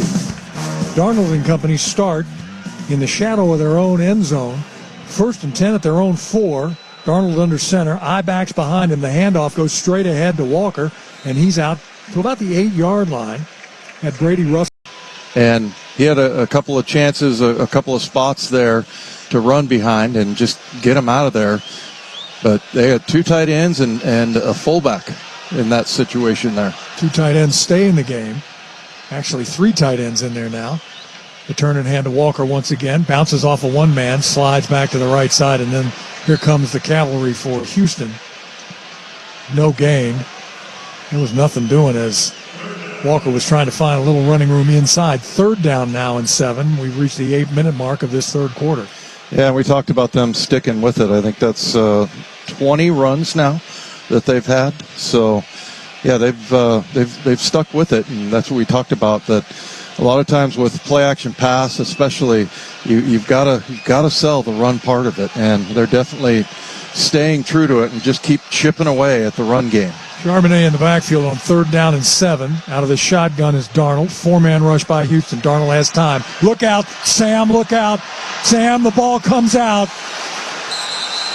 It's going to be a touchdown, Houston. Are you kidding me? Sam's got to get rid of that football. He's slow to get up. He was buried in the end zone. And it's a touchdown, a sack, and a touchdown for Houston. And just like that, we've got a 17-12 ball game. Wow. I mean, I think he's going to look back on that and go, I was trying to make a play. He's trying to make a play and just dirt it throw it away.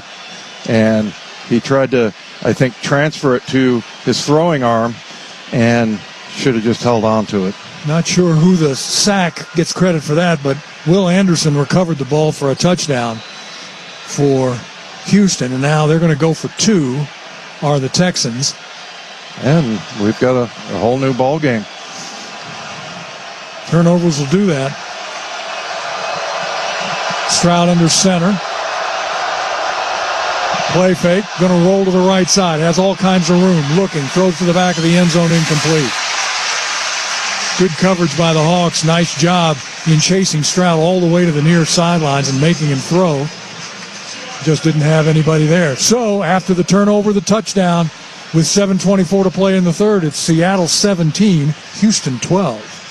David, honey, this is your Seahawks intervention. I don't have a problem. David, you painted the entire house action green. So? You wanted to name our daughter the 12s.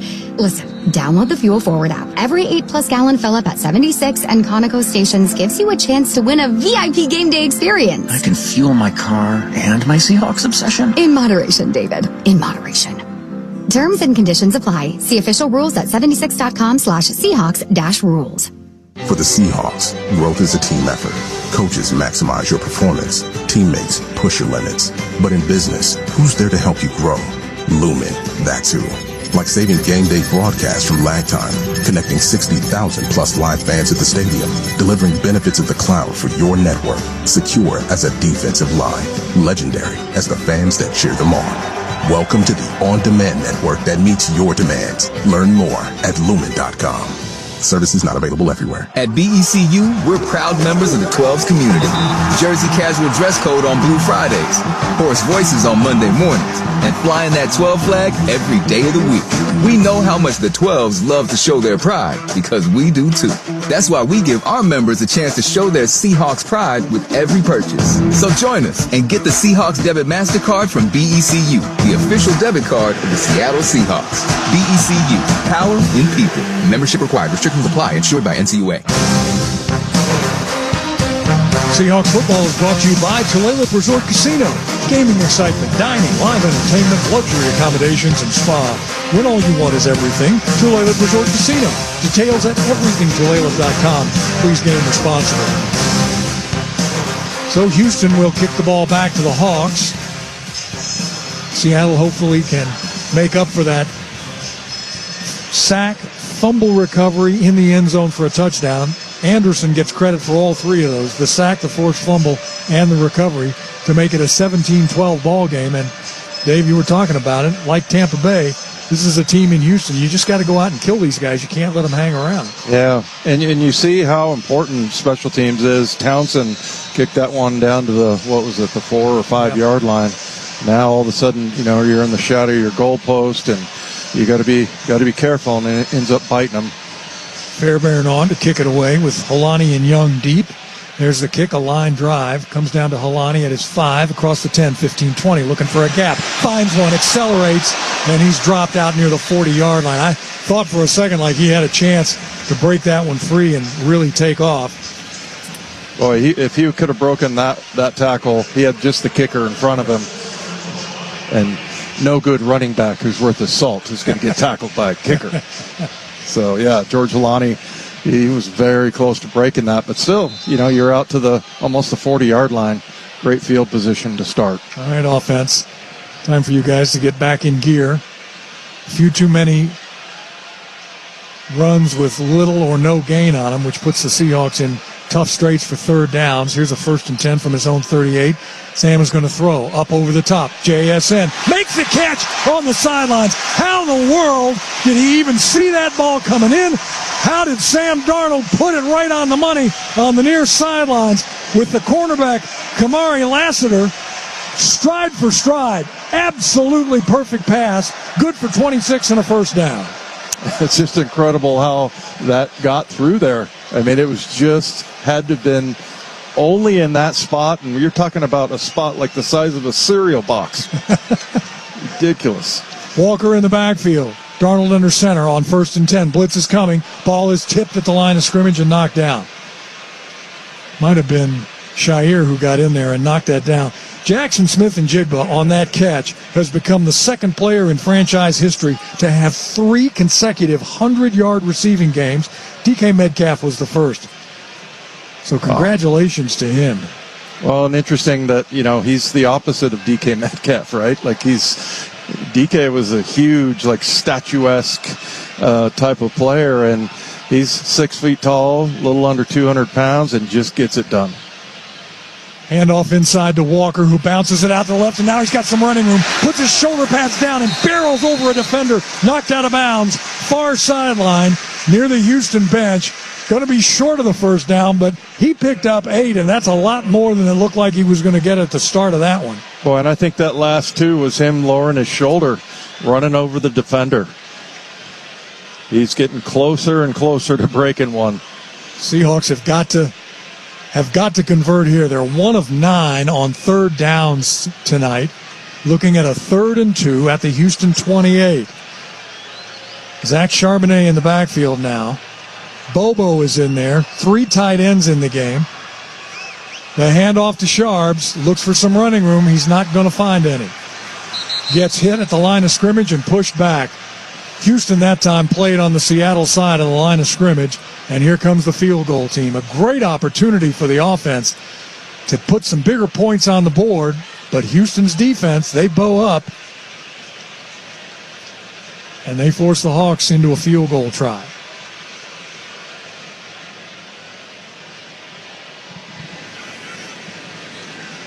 Tommy Tochigi was the guy who stopped that run by Charbonnet right in the middle of the line. This is going to be from 47. Jason Myers off the right hash mark. Kick is going to be long enough, and it's going to go through. A 47-yarder for Myers with 5:15 to play here in the third. Seattle gets some points anyway. It's a 20-12 Seahawks lead. For years, everyone thought Verizon had the best network, because they did. But now the best mobile network in the U.S. is T-Mobile. T-Mobile's network has the most advanced 5G, with more towers, and their signal reaches further than ever. So you can text and instant talk and say, "You won't believe where I am." T-Mobile has the best mobile network in the U.S. based on analysis by Ookla of Speed Test Intelligence Data 1H 2025. See T-Mobile.com/network. Today's students are smart, savvy, and heading towards a future filled with possibilities. Education is the light that can help guide them on their path to fulfilling their dreams. That's why Washington's Lottery is a proud partner in the goal to promote college and career training. With every lottery game you play in the pursuit of making your dreams a reality, you're supporting the next generation of game changers who are using education as the way to reach theirs. Thanks for playing, Washington. Place your bets. Caesars Sportsbook at Muckleshoot is your #1 place to eat, drink, watch, bet, and win. Bet on all your favorite sports: football, hockey, basketball, soccer, baseball, tennis, boxing, and MMA. Let the bets begin at the biggest and best in the Northwest. Caesars Sportsbook at Muckleshoot Casino Resort. Please gamble responsibly. Hi, Seahawks fans. This is Steve Rabel on behalf of Virginia Mason Franciscan Health. In October, the Seahawks want you to be aware of prostate cancer, encouraging fans to make a crucial catch to intercept cancer. It's a team effort to remind men about the importance of getting screened for prostate cancer. Remember, early detection is key, so see a physician every year to stay on top of your game. Click on vmfh.org/crucial catch to connect with a doctor today. That's vmfh.org/crucial catch. We've got 5:15 left to play here in the third quarter at Lumen Field on this Monday night football in town. All the luminaries are out. People have come up to Dave Wyman all over the stadium and said, Dave, can you get me Rabel's autograph? 5-play, 33-yard drive for the Seahawks. Myers pays it off with a 47-yard field goal. I tell him, no, you can't even look Rabel in the eye. That's right. It's going to cost a couple of dollars anyway. So Myers to kick it away. Smith and Noel, the 2 deep men again for Houston. Jason, end over end. This one's going to come down to Smith at the goal line. Out across the 10, 15-20. Comes to the near sideline in front of the Seahawk bench, tiptoes, and then is run out of bounds near the 30-yard line. That's where Houston will start. Seahawks football brought to you by Delta. 12 status is back, benefiting Seahawks fans this season. 1 passing yard gets you 1 mile all season long. 12 status members also get priority boarding out of SeaTac Airport and a 12% discount at the Seahawks Pro Shop on the 12th of each month. Sign up now at 12status.com. Hawks defense back out on the field against C.J. Stroud and company. 1st and 10 at his own 32 under center. A mess up in the backfield. The ball eventually goes to Woody Marks. I'm not sure if Marks went the wrong way or Stroud went the wrong way. I'll tell you who went the right way, Ernest Jones. And he read that all the way. And I don't know if he had a backside gap or what, but he was moving that way and found a lane to get through and make the tackle. For a yard loss. 2nd down and 11. Now to Houston 31. Mark stays in the backfield. A tight slot to the near side. Berrios now comes and wings on the right. Stroud under center. Play fake. Rolls out. Throws far side. It's Schultz again. This time he breaks a tackle far side. He's going to be close to the 1st down. They have run that play, and Reek Woolen is saying, I had a shot at making the tackle, and I couldn't bring him down, but at least they got some bodies out there to slow him down. An 11-yard gain. Yeah, just when you think they're all over this offense, C.J. Stroud finds a way to get out on the edge and make almost like a jump pass there to get himself free. So they now say it's short of the 1st down. So they brought the ball back. It's 3rd and less than a yard. And now the officials, Carl Cheffers being our referee. Please set the game clock to 4:06. 4:06, please. So right now it's at 3:56. So they're going to put 10 seconds back on. Houston, neither team has been very good on 3rd downs tonight. Texans are 1 of 7. So the Texans go back into the huddle. Seattle with the big guys up front, Leo Williams, Jay Reed, DeMarcus Lawrence, Murphy. Stroud's going to go under center. Berrios wings on the right side. Single setback is Marks, and he's going to run into a wall. He didn't get there. I mean, he picked up a head of steam, and again, he is just blasted at the line of scrimmage, and he's going to be short of the 1st down. Yeah, they actually went backwards there. It looks like it. Yeah, now 4th down, and the offense is going to stay out there with the ball on their side of the 50. Let's see if they're just going to try to get the Seahawks to jump off sides. Stroud under center. No, they're going to run a play. They're going to hand it off to Marks. He's not going to get there. He's going to lose yardage. The Seahawks defense steps up. 2 big plays. Chenna on the tackle. He read it perfectly. Jay Reed was there. A loss of a yard. And now the Seahawks have the ball in great field position. And, man, with a defensive stand like that, DeMarcus Lawrence also in on the play. With a stop like that, that fires up everybody on the sidelines. Offense, defense, everybody. What a job just pushing Houston back into the backfield. Yeah, Byron Murphy was a huge part of it, too. He just walked his guard into the backfield. And, yeah, it's kind of, so many guys were involved in that play. It's kind of hard to figure out. I think they all did it together. It was pretty much equal of everyone just getting low pad level. Now let's see if the Seahawks can capitalize. Charbonnet in the backfield. JSN wide to the near side. Sam's looking that way. Fires a dart and incomplete. JSN kind of stumbled, it looked a little bit like, coming out of his break to the near sidelines. A deep out route. Would have been open, but the ball just kind of sailed past him. He and Sam have been really good together today. I'm trying to think of the right word, but you know what I mean. Yeah. But that time, not quite so much. And, Steve, sometimes you need to go through, this as a receiver, go through those kinds of things, and reference that one. Remember that pass against Houston a few weeks ago? We'll get that one right. Shotgun formation on 2nd down and 10. Darnold looks. Now he's going to fire one back inside. Ball is caught. Coming up short of the 35. That's going to be Is it Barner? No, it's Bobo. Jake Bobo for a 3-yard gain. So now 3rd down. Boy, this defense of Houston is tough. And they're getting some pressure on Sam. He's having to get the ball out of his hands. Looking at a 3rd down and 7 now. Seattle 1 of 10 on 3rd downs. And again, they haven't had many 3rd and 1s, 2s, and 3s. They've had plenty, though, 3rd and 8 or 9. Empty backfield. Slots to both sides. Houston looks like they want to blitz.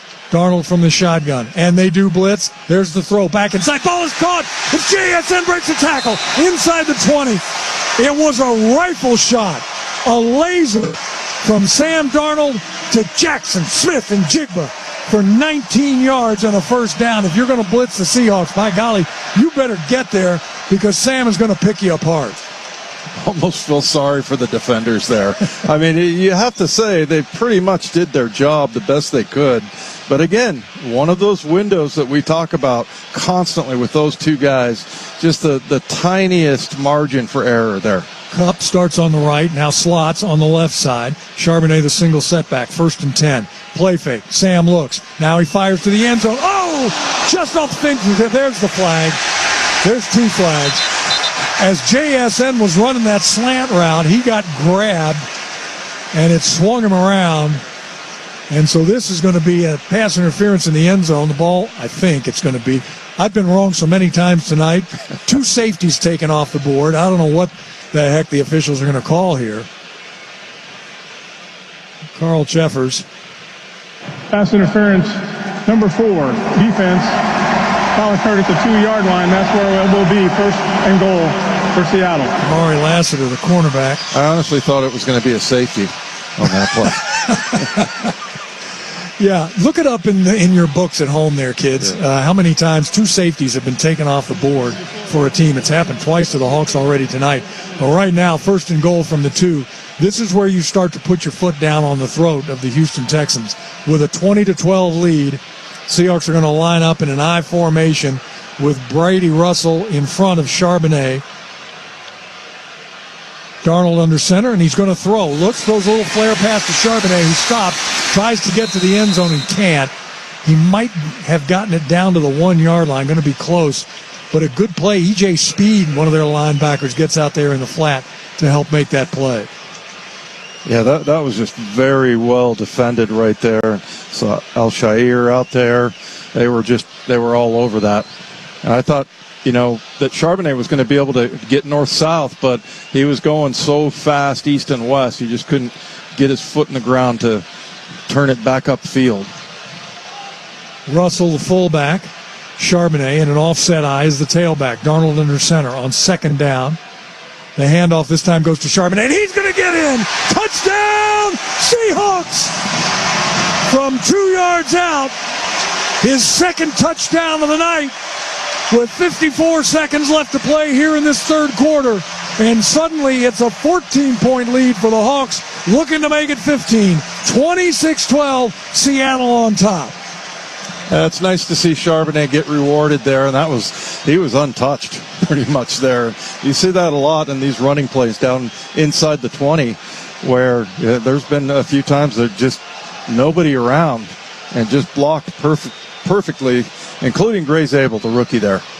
Great block. This PAT from Myers off the left hash mark. It's up, and it's true.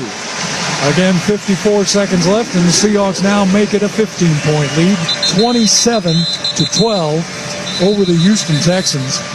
And boy, that time, when they needed the yardage, when they needed somebody to make plays, the Seahawks offense came up, and they did just that. Yeah, and, it's nice seeing, once again, we've kind of been harping on this, that they're sticking with the running game. And I'm not sure where we're at right now, but most recently we were, 22 runs and 22 passes. So it was pretty much the same 50-50 blend on that drive.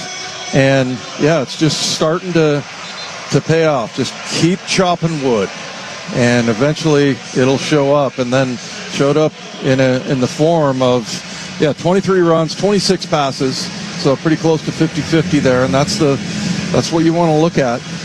That they're going to continue to just grind it out and not go away from it. I think a lot of offensive coordinators will ditch it and say, hey, we're not getting as much as we want here. Let's just go pass. We had to do that last year, but this staff, they're hanging with it. Here's Myers with the kick. Comes down to Smith at the goal line. He bobbles it at the goal line. Now he's got to bring it out across the 15, and he gets hit, stood up, and driven back.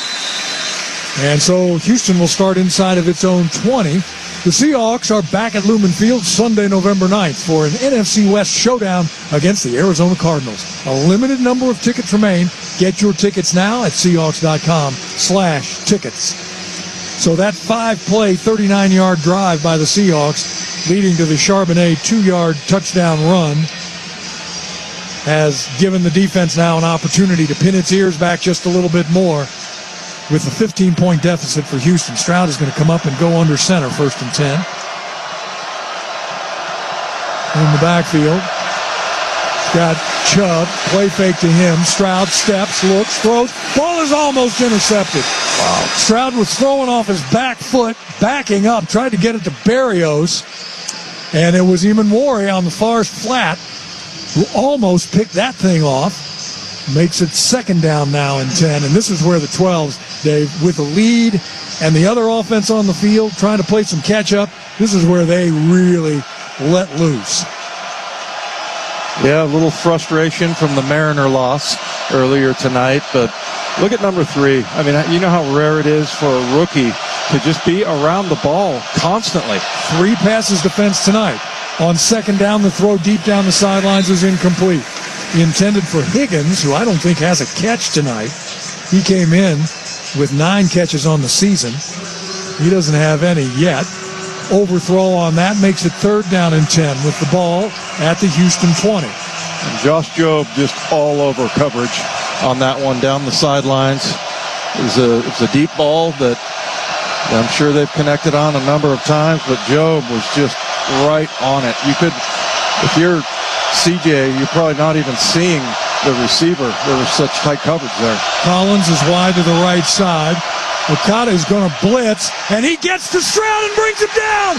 Ty Okada from his safety spot, and I saw him creeping up, and he timed it perfectly, was not touched. Stroud looked up and saw 39 in his windshield and said, I better just go down, and he did. He got wrapped up and thrown down.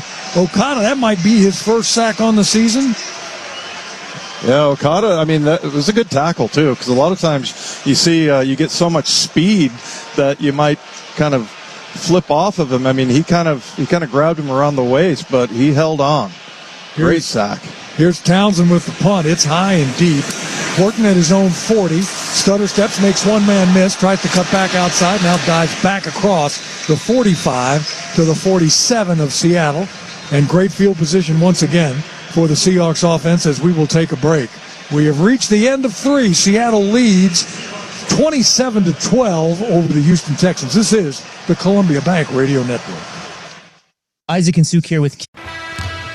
Hey, Celtics fans. We've got a 30-second timeout on the floor. Here at Golf, not only are we pumped up to chase another title this year, but we've got a deal to save you at the actual pump. Golf is a proud sponsor of the Boston Celtics. And like you, we're fans too. So when you download the Golf Pay app, you can save 5 cents per gallon every day, along with a fast and convenient way to pay. See app for details. Golf, it all starts here. Okay, kids, ever seen a BMO debit card disappear? It goes under my hat, and with a twirl of my wand, magic, it's gone. Cool. Can you bring it back? No. But I can lock it on my phone. Okay, so what now? Now I go to a BMO branch and get a new one printed instantly. Sounds like BMO are the real magicians. Well, yeah, when you put it like that. Accounts are subject to approval and are provided in the United States by BMO Bank N.A. Member FDIC. BMO. Have you racked up $10,000 or more in credit card debt? Are you barely getting by making minimum payments? With credit card debt reaching all-time highs, National Debt Relief is notifying consumers about significant debt relief options currently being made available to help those with overwhelming credit card debt. These options may reduce a large portion of credit card debt for those who qualify. You don't need to declare bankruptcy or take out a consolidation loan, and you may only have to pay back a fraction of what you owe, even if you have bad credit. National Debt Relief has already reduced the credit card debt for more than 550,000 consumers. So don't wait. If you owe $10, $20, or even $100,000 in credit card debt, you can now take advantage of this financial debt relief as the cost of living continues to skyrocket. To check what debt reduction you may qualify for, call 800-207-4545. That's 800-207-4545. Once again, that's 800-207-4545. Celebrating 50 years of the NFL in the Northwest, this is the home of the Seattle Seahawks, the Fan Sports Network, 105.1 FM and 1080 AM.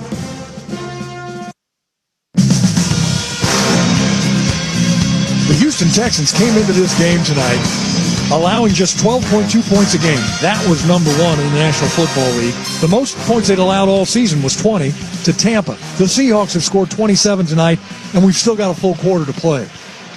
That doesn't mean it's over. That just means the Seahawks have been doing well. 1st and 10, Hawks at their own 47. Movement up front is Bradford. Start. Number 75, offense, 5-yard penalty, first down. Not the way you want to start a drive, especially in good field position. So the backup 5 make it 1st and 15. On the field for the Seahawks, along with Sam Darnold, is A.J. Barner. Been a little bit quiet tonight. He has made some big plays for the Hawks. Horton comes to the near side. JSN and Cooper Kupp, tight slot on the left. Now Jackson, Smith, and Njigba in motion. Back to the right side. Handoff straight ahead. Goes to Walker. He doesn't get much. It's up in there hard, but he also gets hard in the process. They're actually going to say maybe a half a yard gain. So 2nd down and 14, more or less. Well, and they're sticking with the run game. Yep. You know, and that's the important part. Well, the other thing you do as well with those big guys up front, you start to wear those defensive linemen out when you just keep running the football at them. Yeah, and it's demoralizing as a defense, right? I mean, it's one thing when they throw a 20, 30-yard pass, but the run game will kill you. Darnold from the shotgun looks, has the ball slapped down in front of him. Slapped down by one of those big defensive linemen. Tommy Togiai from Ohio State. Pocatello, Idaho, by the way. About that. Yeah, I didn't do justice to his name, but I got his hometown right anyway. It was a good effort. Thank you. 3rd and 14 now. Seattle 2 of 11 on 3rd down. That makes it difficult to convert 3rd downs when you're looking at that much yardage. But then again, when you've got number 11 on the field, JSN comes wide to the near side. You have a chance. Slot to the far side as well. Kupp in the slot. Walker goes in motion back to the left. Shotgun snap, and Walker catches the ball far side. Gets a couple blocks, turns upfield, puts his head and shoulder pads down. Going to be close. He has it, I believe. If his knee didn't touch down, he might have it. No, they're going to say he's short by a half a yard. He got 13 and a half. They needed 14, and the offense is not going to stay on the field. Well, that must be a huge relief for Ken Walker. K9 finally getting the ball with a little bit of space in front of him, and just came up about a half a yard short on that one. Michael Dixon comes on to punt, and the fans weren't terribly happy. They wanted to see the Seahawks go for it on 4th and about a yard. Now it looks like a fake as the Seahawks have Jake Bobo in position to take the snap, but is he going to? Now they send Young out in motion to the left. No, they're not going to snap it. Okada is in there. He goes in motion, and Houston is not biting. And so the clock ticks down to 4. They tried, not going to work, and so they'll back the Seahawks up 5 with that penalty. You tried. That was maybe one of the more bizarre punt formations. You saw the snapper sort of angled to the side because there was nobody directly behind the center. Bobo put everybody he could put in motion except the guy selling hot dogs up in the 300 level. I mean, everybody was moving, and Houston just stood there. They weren't biting. So here we go, 4th down. Still remains 4th down and 6. And Dixon will be punting to Braxton Berrios, the backup wide receiver out of Miami. And this is a high, wobbly kick. Berrios at his own 11, turns upfield, and is knocked out of bounds over in front of his own bench, just across the 20. And so Houston will start there, 1st and 10. We've got 13-13 left to play in the game. Seattle up by 15, 27-12. This is the Columbia Bank Radio Network. Hey, Celtics fans, we've got a 30-second timeout on the floor. Here at Golf, not only are we pumped up to chase another title this year, but we've got a deal to save you at the actual pump. Golf is a proud sponsor of the Boston Celtics. And like you, we're fans too. So, when you download the Golf Pay app, you can save 5 cents per gallon every day, along with a fast and convenient way to pay. See app for details. Golf, it all starts here. Just gonna say it, I lost my wedding ring. It's fine. Just get a new one printed instantly at a BMO branch. Not my debit card, my wedding ring. And lock your lost card on your phone, okay? I see what's happening here. I figured. Because you'd never, ever lose the symbolic centerpiece to our eternal love, right? Who, me? No. I didn't think so. I'm gonna go check the garden again for my BMO debit card. Great idea. Accounts are subject to approval and are provided in the United States by BMO Bank N.A. Member FDIC. BMO. Thousands of steps every day. Shouldn't every single one of them feel amazing? Well, with ArchFit hands-free Skechers slip-ins, they can. Skechers teamed up with podiatrists to design a shoe that provides amazing arch support for all-day comfort. And best of all, you get all this comfort, stability, and support with the ease of Skechers slip-ins technology. Just slip them on. There's no bending down and no struggling to tie your shoes. Just step in and go. Try ArchFit hands-free Skechers slip-ins at a Skechers store, Skechers.com, or wherever comfortable footwear is sold. Another app for inventory, one for CRM. Oh, don't forget accounting. Wait, which login was that? Or you could use Odoo, one fully integrated system that does it all without the hassle. Ditch the app overload. Get everything your business needs on one platform. Try Odoo free today at odoo.com. That's ODOO.com. The Seahawks live here. The Fan Sports Network, 105.1 FM and 1080 AM, celebrating 50 years of the NFL in the PNW.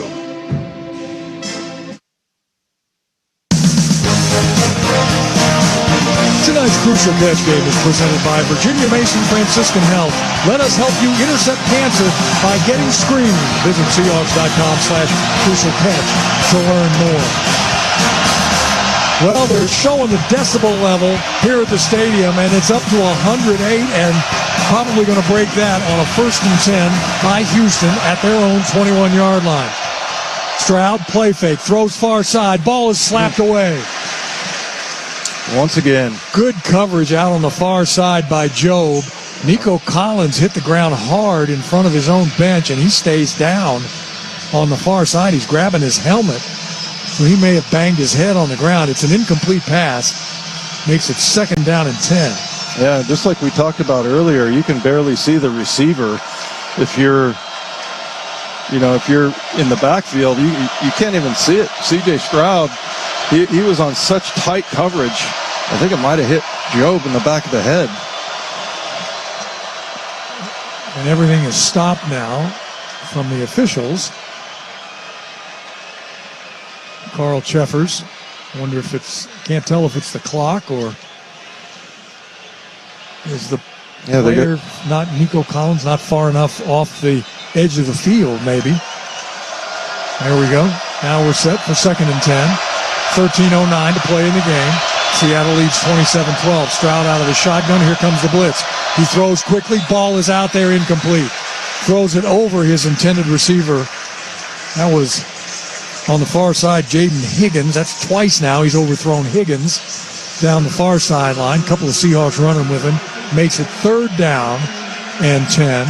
Yeah, and that's that hole shot that we saw a couple of times last week where, in between the corner and the safety, and he definitely had an open receiver there, but CJ just not able to make the throw along the sidelines. So 3rd down and 10. Houston is 1 of 9 on 3rd down. Now there's more conversation going on with the officials. The crowd says, that's okay, you guys chat. We're going to make a whole bunch of noise, like about 105 decibel level. Conversation continues with Carl Cheffers.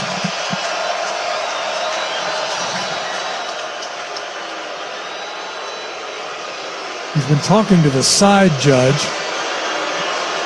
So that wasn't a play. That just happened. I'm not sure why that wasn't a play. Maybe it's a safety. So now we think that might be a clock issue, like the clock never started, in which case that play doesn't count. It's an incomplete. It should be a third down after the incompletion. All right, here's Carl Cheffers. Please set the game clock to 13:09. There was no play. It will be second down. Well, thank you. There you go. You've had 2 safeties pulled off the board, and now an incomplete pass that's not going to count because the clock wasn't operating properly. So here we go, second down and 10. Stroud from the shotgun has a slot near side. Seattle looks like they want to blitz. They don't. Stroud steps back, has time. Going to let it fly. Got a man out here deep. Ball is back, shoulder thrown, and incomplete. Reek Woolen turned and saw the ball just as it was coming down. It's intended for Hutchinson. That one's incomplete. Hutchinson had a couple of touchdown receptions in the game against Baltimore a couple of weeks ago. That one just great coverage again by Reek Woolen. Dave, you said it earlier. Mike McDonald said this week, Reek Woolen coming back off that concussion had a great week of practice. Yeah, and that, look, I mean, I always say this, corners are on blast, right? You get beat, and, it's right there for everyone to see. And so they take a lot of criticism, and I like that Mike's sticking up for his corner. Stroud out of the shotgun, 1 of 9 on third downs. Here comes the blitz. Stroud stops, looks he's going to throw deep again. Got a couple guys out there and overthrows his intended receiver. That was Noel, Jalen Noel. That one's incomplete. And I got a feeling those are 2 passes right there where Stroud is just trying to get maybe a catch, but get a pass interference call, which would get him a first down. And the Seahawks defensive backs played him perfectly. Well, and I always say this with Nick Emanwari.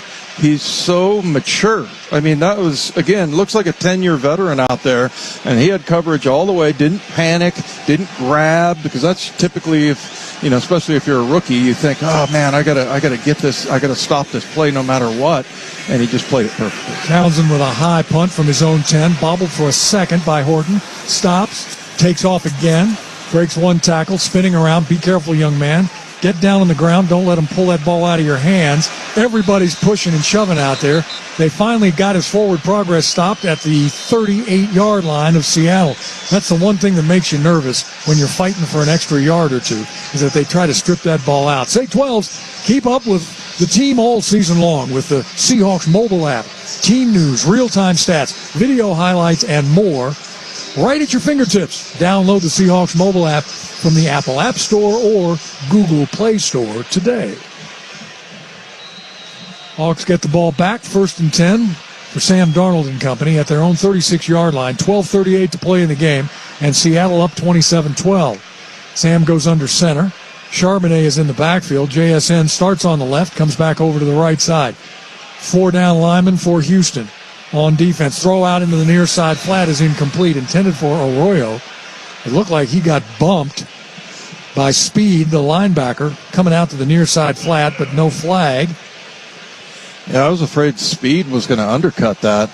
It was it was a long throw, first of all, from the middle of the field all the way to the sidelines there, and if that would have been on target, I think Speed would have, at the very least, knocked the ball down. Hopefully he has linebacker hands like I have. That's EJ Speed. Here's a 2nd down and 10. Darnold under center. Now he's going to hand off to Walker, who goes straight ahead, and he knifed through 1st down and then some. Yeah, there's some speed for you, Houston. Just run right straight at you and past all those big defensive linemen. Great push up front, and then good blocks in the secondary by the Seahawks. Pick up 16 yards and a 1st down, and Nico Collins is heading to the locker room, their best receiver and best weapon, and he is headed off with a towel over his head. He may have really gotten hit hard there in the head, but be that as it may, the Seahawks have it, 1st and 10 in Houston territory at the 48. Charbonnet in the backfield. Barner shifts over to the right side. Darnold under center, long count. Play fake. Steps up in the pocket, look out, he's going to let one fly. Got a man, it's Horton, deep down the middle. Ball is knocked away Horton had to hang on for just a second. A flag is down. There's going to be a hold. Holding, number 67, offense. 10-yard penalty, replay first down. Charles Cross reached out as Horton is going to limp over to the sidelines. He got tangled up with two defenders down at the goal line. This is going to back the Hawks up. I think Cross was trying to block Will Anderson, I believe. And Horton made a great attempt at the ball, and then he got his legs wrapped up on the ground. That's the 10th penalty, by the way, on the Seahawks. Yeah, it looks like maybe an ankle for him, which I got to say that's kind of what you root for. I mean, it's much better than a knee. Offset eye behind Darnold, who wants to throw. Now it's a shovel pass back inside. Charbonnet runs into his own man, but still gets out close to midfield on the carry. 6 yards. Second down now and 14 from his own 42. Meantime, the clock just continues to roll down to inside 11:20 to play in this football game, and Seattle's up by 15. Well, yeah, he ran into Anthony Bradford, who was turned around for some reason instead of blocking downfield. But I like the design of that. You know, it was a fake to Charbonnet, and then just he turns around, and it's a little shovel pass there. I think if his lineman had been finishing, he might have got a lot more yardage. Bobo in motion from left to right. Sam's going to throw down the middle. Catch is made short of the 40 and then stripped away. And it's going to go over to Houston. The catch was made by Arroyo, and they're going to say he had it long enough to have possession before it was stripped out. It's recovered by Azeez Al-Shire, so it's a catch, fumble, and a recovery by Houston. That's the third Seattle turnover. And also, it's kind of a welcome to the NFL moment for Arroyo. I mean, that's what happens. You just got guys constantly trying to punch and hold that ball out. Ball security is key. So the Seahawks now back on defense, and they've held Houston to 1 of 10 on third downs, 0 for 1 on fourth, just 127 total yards, 2.9 per play, and no touchdowns on offense. And here we go. Quick turnaround here. The Seahawks defense right back out onto the field after the fumble. 1st and 10 for Houston at their own 46-yard line. Stroud out of the shotgun, missing his favorite receiver. Stroud has time, stops, throws over the middle. Ball is caught. Marks breaks a tackle. Going to be short of the first down, but gets it into Seahawks territory to the 45-yard line, a 9-yard gain. He does. Actually, Drake Thomas spun off of that tackle there, and he's able to leak through an extra 4 yards there. Drake typically very solid, good fundamental tackling. 2nd down and 1 at the Seattle 45. Stroud's going to throw. Blitz is coming. Throw to the far side. Schultz makes the catch. Knocked out of bounds on the far side by Ty Okada, but not before he picks up 5 and a first down. I'll tell you, the advantage the Seahawks have defensively also is that they've got a great rotation going as far as their D-line goes. They've got a number of effective players. Stroud looks. Stroud in trouble. Stroud has to get rid of the ball and throws it out of bounds. Boye Mafe was almost there. 2 flags go down. I'm wondering if Boye got held there. Either held or did somebody, was it a roughing the passer Personal call? Foul, illegal blindside block, number 69. Offense, 15-yard penalty, replay first down. I'm surprised. I see why they do that in the open field, but you'd think with in the pocket. That's Ed Ingram gets called for the blindside block, and I don't know. 2 flags came out, so obviously that's what the call was. To me, it just looks like a block. Yeah, it is a block. Yeah, I guess you're supposed to yell, "Hey, look out!" before you get there. But he was running away. I'm reminded he is running away from the line of scrimmage, and so you can't do that. I'm glad Uchenna didn't get a roughing there because he let Stroud have it. 1st and 25 for Stroud. Steps up in the pocket. He's going to throw. And it's almost picked off. Jobe has it in his hands. They were trying to get the ball to Schultz.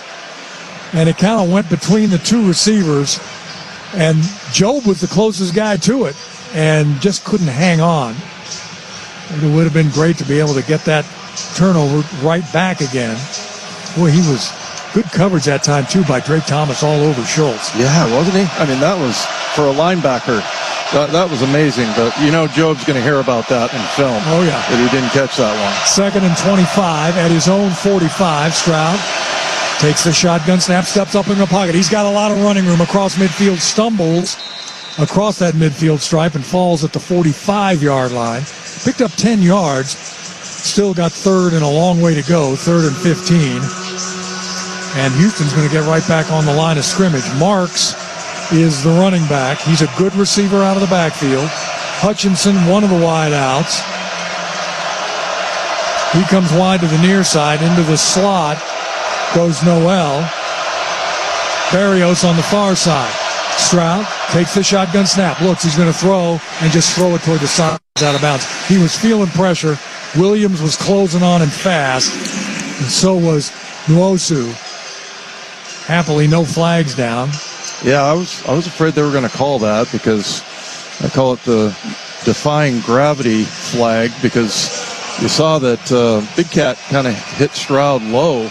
It was below the knees there, but they didn't call it. So 4th and 15, and Houston is going to go for it with 9:03 to play in the game and down by 15. Houston is 0 for 1 on 4th downs, and this is 4th down and a long way. So you keep everything in front of you. Marks in the backfield. Slot to the near side. Stroud backs up. Now he's scrambling. Nwosu chasing him. The throw downfield. Reaching up, slapping it away. Down on the far side, intended for Marks. And getting down there and knocking it down. I wasn't sure if it was, I think it was Thomas again, right? Yeah. Chasing the running back all the way downfield. And the ball goes over to the Seahawks after the defense holds. And we are going to take a break. 8:55 to play in this one. Seattle leads 27-12. Hey, Seattle Seahawks fans, ready for some football? But what happens when life tackles you too hard? Accidents can happen on and off the field. When they do, you need a strong team on your side. CZ Accident Attorneys are proud sponsors of the Seattle Seahawks and even prouder of our winning record in personal injury cases. At CZ, they make personal injury claims easy. Don't let an injury sideline your life. Call CZ Accident Attorneys today and get the justice you deserve. Luxury has arrived at Snoqualmie Casino and Hotel. It's Mike Salk here. You can book now for an unforgettable experience. Let's talk about Hawks Peak. It is the place to be for game days this football season. With over 66 TVs, indoor-outdoor concept, the deck is covered and it's heated as well. And the food, oh man, it was excellent. All with breathtaking views of the Cascades and the Snoqualmie Valley. Yep, you can go to snocasino.com. Seattle's closest is now Snoqualmie Casino and Hotel. Please game responsibly. Hi, Seahawks fans. This is Steve Rabel on behalf of Virginia Mason Franciscan Health. In October, the Seahawks want you to be aware of prostate cancer, encouraging fans to make a crucial catch to intercept cancer. It's a team effort to remind men about the importance of getting screened for prostate cancer. Remember, early detection is key, so see a physician every year to stay on top of your game. Click on vmfh.org/crucial catch to connect with a doctor today. That's vmfh.org/crucial catch. Before we get back to action on the field, let's pause 10 seconds for station identification on the Columbia Bank Radio Network. Your home for Seahawks football. KRSK Portland, KRSK FM HD1, Malala, Oregon, and Odyssey Sports Station. So the Seahawks stop Houston on a 4th down and 15, and the Hawks take over 1st and 10. At their own 46-yard line. We've got 8:55 to play in this one, and Seattle again up by 15. C-12's getting ready. The Monster Energy AMA Supercross Championship roars into town February 14th, 2026. Don't miss your chance to experience jaw-dropping jumps and adrenaline-pumping action right here at Lumen Field. Tickets on sale now at lumenfield.com. And, of course, the way Dave drives home after every game. Jaw-dropping jumps. 1st and 10. Keep all Darnold 4 tires on the road. Yes, that's what you should do. Ken Walker in the backfield, Darnold under center. Walker's going to get the handoff. He comes right side, and he's got some running room. He fires across the 40. Flag comes flying in from deep in the secondary. That's usually a sign of a hold, but let's see. It is going to go against the Seahawks on hold. That's a shame. K9's been looking for that all game long. Holding, number 76, offense. 10-yard penalty, replay first down. Gray Zabel, we've not called his name very often for penalties. Yeah, I was going to say, has he had a penalty? I think he's had maybe one. Maybe one or two. Pretty good for a rookie. Yeah, really good for a rookie. That's the 11th penalty on the Hawks. So aside from third down conversions, that's one of the things Mike is going to be talking about as well after the game is too many penalties today. Fans aren't happy about that call. And neither are the Seahawks, but it makes it first down and 18 now. Back at his own 38 for Darnold, who go out of his shotgun. Charbonnet now in the backfield with a slot far side. Cup slots over on the right side. Here comes the rush. Sam's got time, throws down the middle. It's intercepted. Coming back the other way. Knocked out of bounds, far sideline is Stingley. And now a late flag comes in. Oh, man. And there's a mess going on the Houston bench. Well, JSN lost his helmet over there. He kind of gave Stingley a little bit of an extra shove there out of bounds. The officials are trying to get the Seahawks off the Houston bench. It was an interception by Stingley. And so that's the fourth turnover of the game for the Seahawks. And let's see if there's any flags thrown over on the far sideline. There is, so the officials are going to have another chat. Yeah, JSN, I just think a little bit of frustration boiling over. Maybe that's not what they're talking about, but I hope he doesn't get an unsportsmanlike because he's had one already. Yeah. After the play was over, unnecessary roughness, number 24 of the intercepting team. 15-yard penalty, first down. Well, they just showed the replay here. It sure didn't look like that to me. And besides, we didn't have a 24 on the field at the time.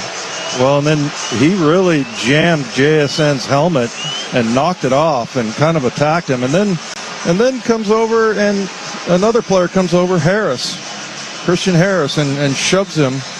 And you see the officials are trying to kind of keep him shielded. Oh, the penalty goes against Houston. Yeah, it's on them. Okay. Yeah. On Stingley. Gotcha. Yep. Okay. Well, Jeffers kind of threw me there for a second. So, first down and 10, Houston. The interception stands at their own 48-yard line after the penalty. The turn, the hand, looking for some running room across midfield into Seahawks territory. And seeing what happened to their good buddy number 11, getting his hat knocked off on the sidelines and being surrounded by Houston players. The defense is going to be fired up. They are. Chubb just picked up 4 on that run. Second down, 4.5, almost 5. Stroud throws back inside. Ball is caught. And, man, blasted by the two inside linebackers, Thomas and Jones, is Schultz. There's another guy who's going to need a full body cast of ice on the flight home. He picks up 5. Third down and 1. I'll tell you who did a really good job. I don't know who the side judge is over on their side, but he just kind of protected JSN and kind of was like a human shield there. Chubb stays in the backfield. Third and 1. A shot down the middle of the field is caught in Seahawks territory just inside the 30. A 13-yard reception. Hutchinson on the catch, and Houston comes right back to the line of scrimmage. First down and 10. Down to 7:12 to play in the game. Blitz is coming. Stroud throws on the run out to the right side. Ball is caught just inside the 25 for a 5-yard gain. I think it's Dalton Schultz who was pushed out of bounds, and he stays down over on the far sideline. Now he's slow to get up. Yeah, and they're kind of over on the Houston sidelines going, hey, what's going on there? But I think the pushing happened while he was in the field of play, but it happened to knock over a couple of players and coaches. Yeah, Ty Okada, the safety, pushed him out of bounds. Second down and 5 at the Seattle 24. Stroud, again from the shotgun. Here comes the rush inside, incomplete. The receiver fell and Reek Woolen was able to get his hands on it and knock it down. Going to bring up 3rd down and 5. Well, the Seahawks are bringing heat right now. They're getting after C.J. Stroud, and another nice play by Reek Woolen. And again, that wasn't just lip service that Mike McDonald talked about Tariq Woolen all week, about what a great job he's doing, really like supporting him and the media and everything. Because like I said, corners, they're on blast. They're constantly, if they make a mistake, you know about it right away, and he's just kind of trying to help them out a little bit. 3rd down and 5. Dalton Schultz back in the game. Stroud is going to go for the end zone. Reaching up, knocking it away is Job once again. Pass intended in the end zone for Xavier Hutchinson, and I mean stride for stride with Job. It's 4-down territory for Houston. 4th down and 5 from the Seattle 24. Just a beautiful play by Job. Run with him all the way down the field. Don't foul him. Don't grab him. And just went up and almost got himself an interception. And Hutchinson really played defensive back there and knocked the ball out of his hands. So Stroud on 4th down and 5 from the 24. Berrios is wide on the left side, comes in motion. Stroud has time, looks, fires, back inside. Ball is caught between 2 defenders. Reaching up is Jalen Noel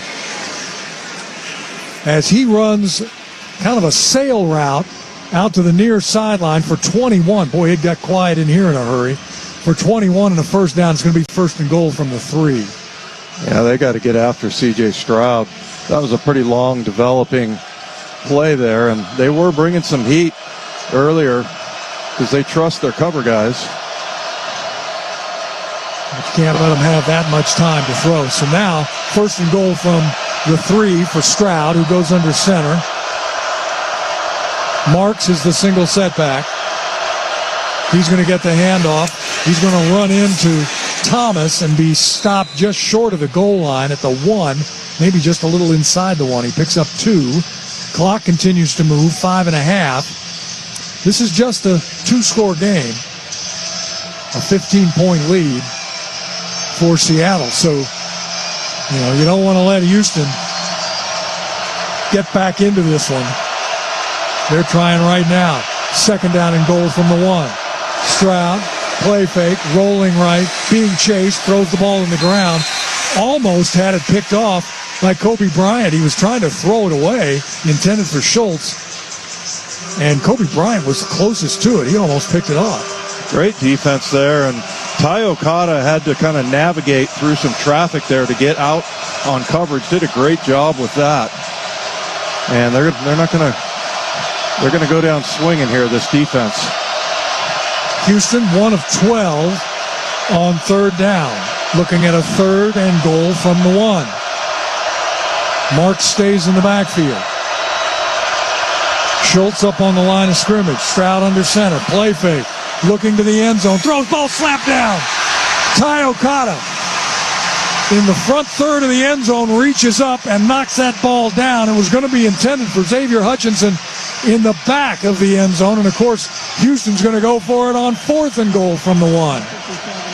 What a great play by Ty Okada. I'm not sure if Woolen had that receiver entirely covered. Woolen comes out. Boye Mafe comes in. Chenan Nwosu comes in. Seattle trying to get the pass rush guys on. And now I think Mike McDonald just called timeout because there were too many guys out there. A 30-second timeout. We saw that last week against Jacksonville. 13 on the field. Yeah, and that's, I think, as I remember, and I've been hit a lot, but as I remember, that's like a couple of too many. Yeah. So now some of the big guys come back in. Peely comes in. Morris comes in. Well, and you have all these different packages. I think a lot of people think, well, that's easy. Why would you not have that? But, you've got substitutions going on, and then you've got different personnel groupings, and it can be confusing. You got to have everything locked down, and that's one of those things that they practice all the time.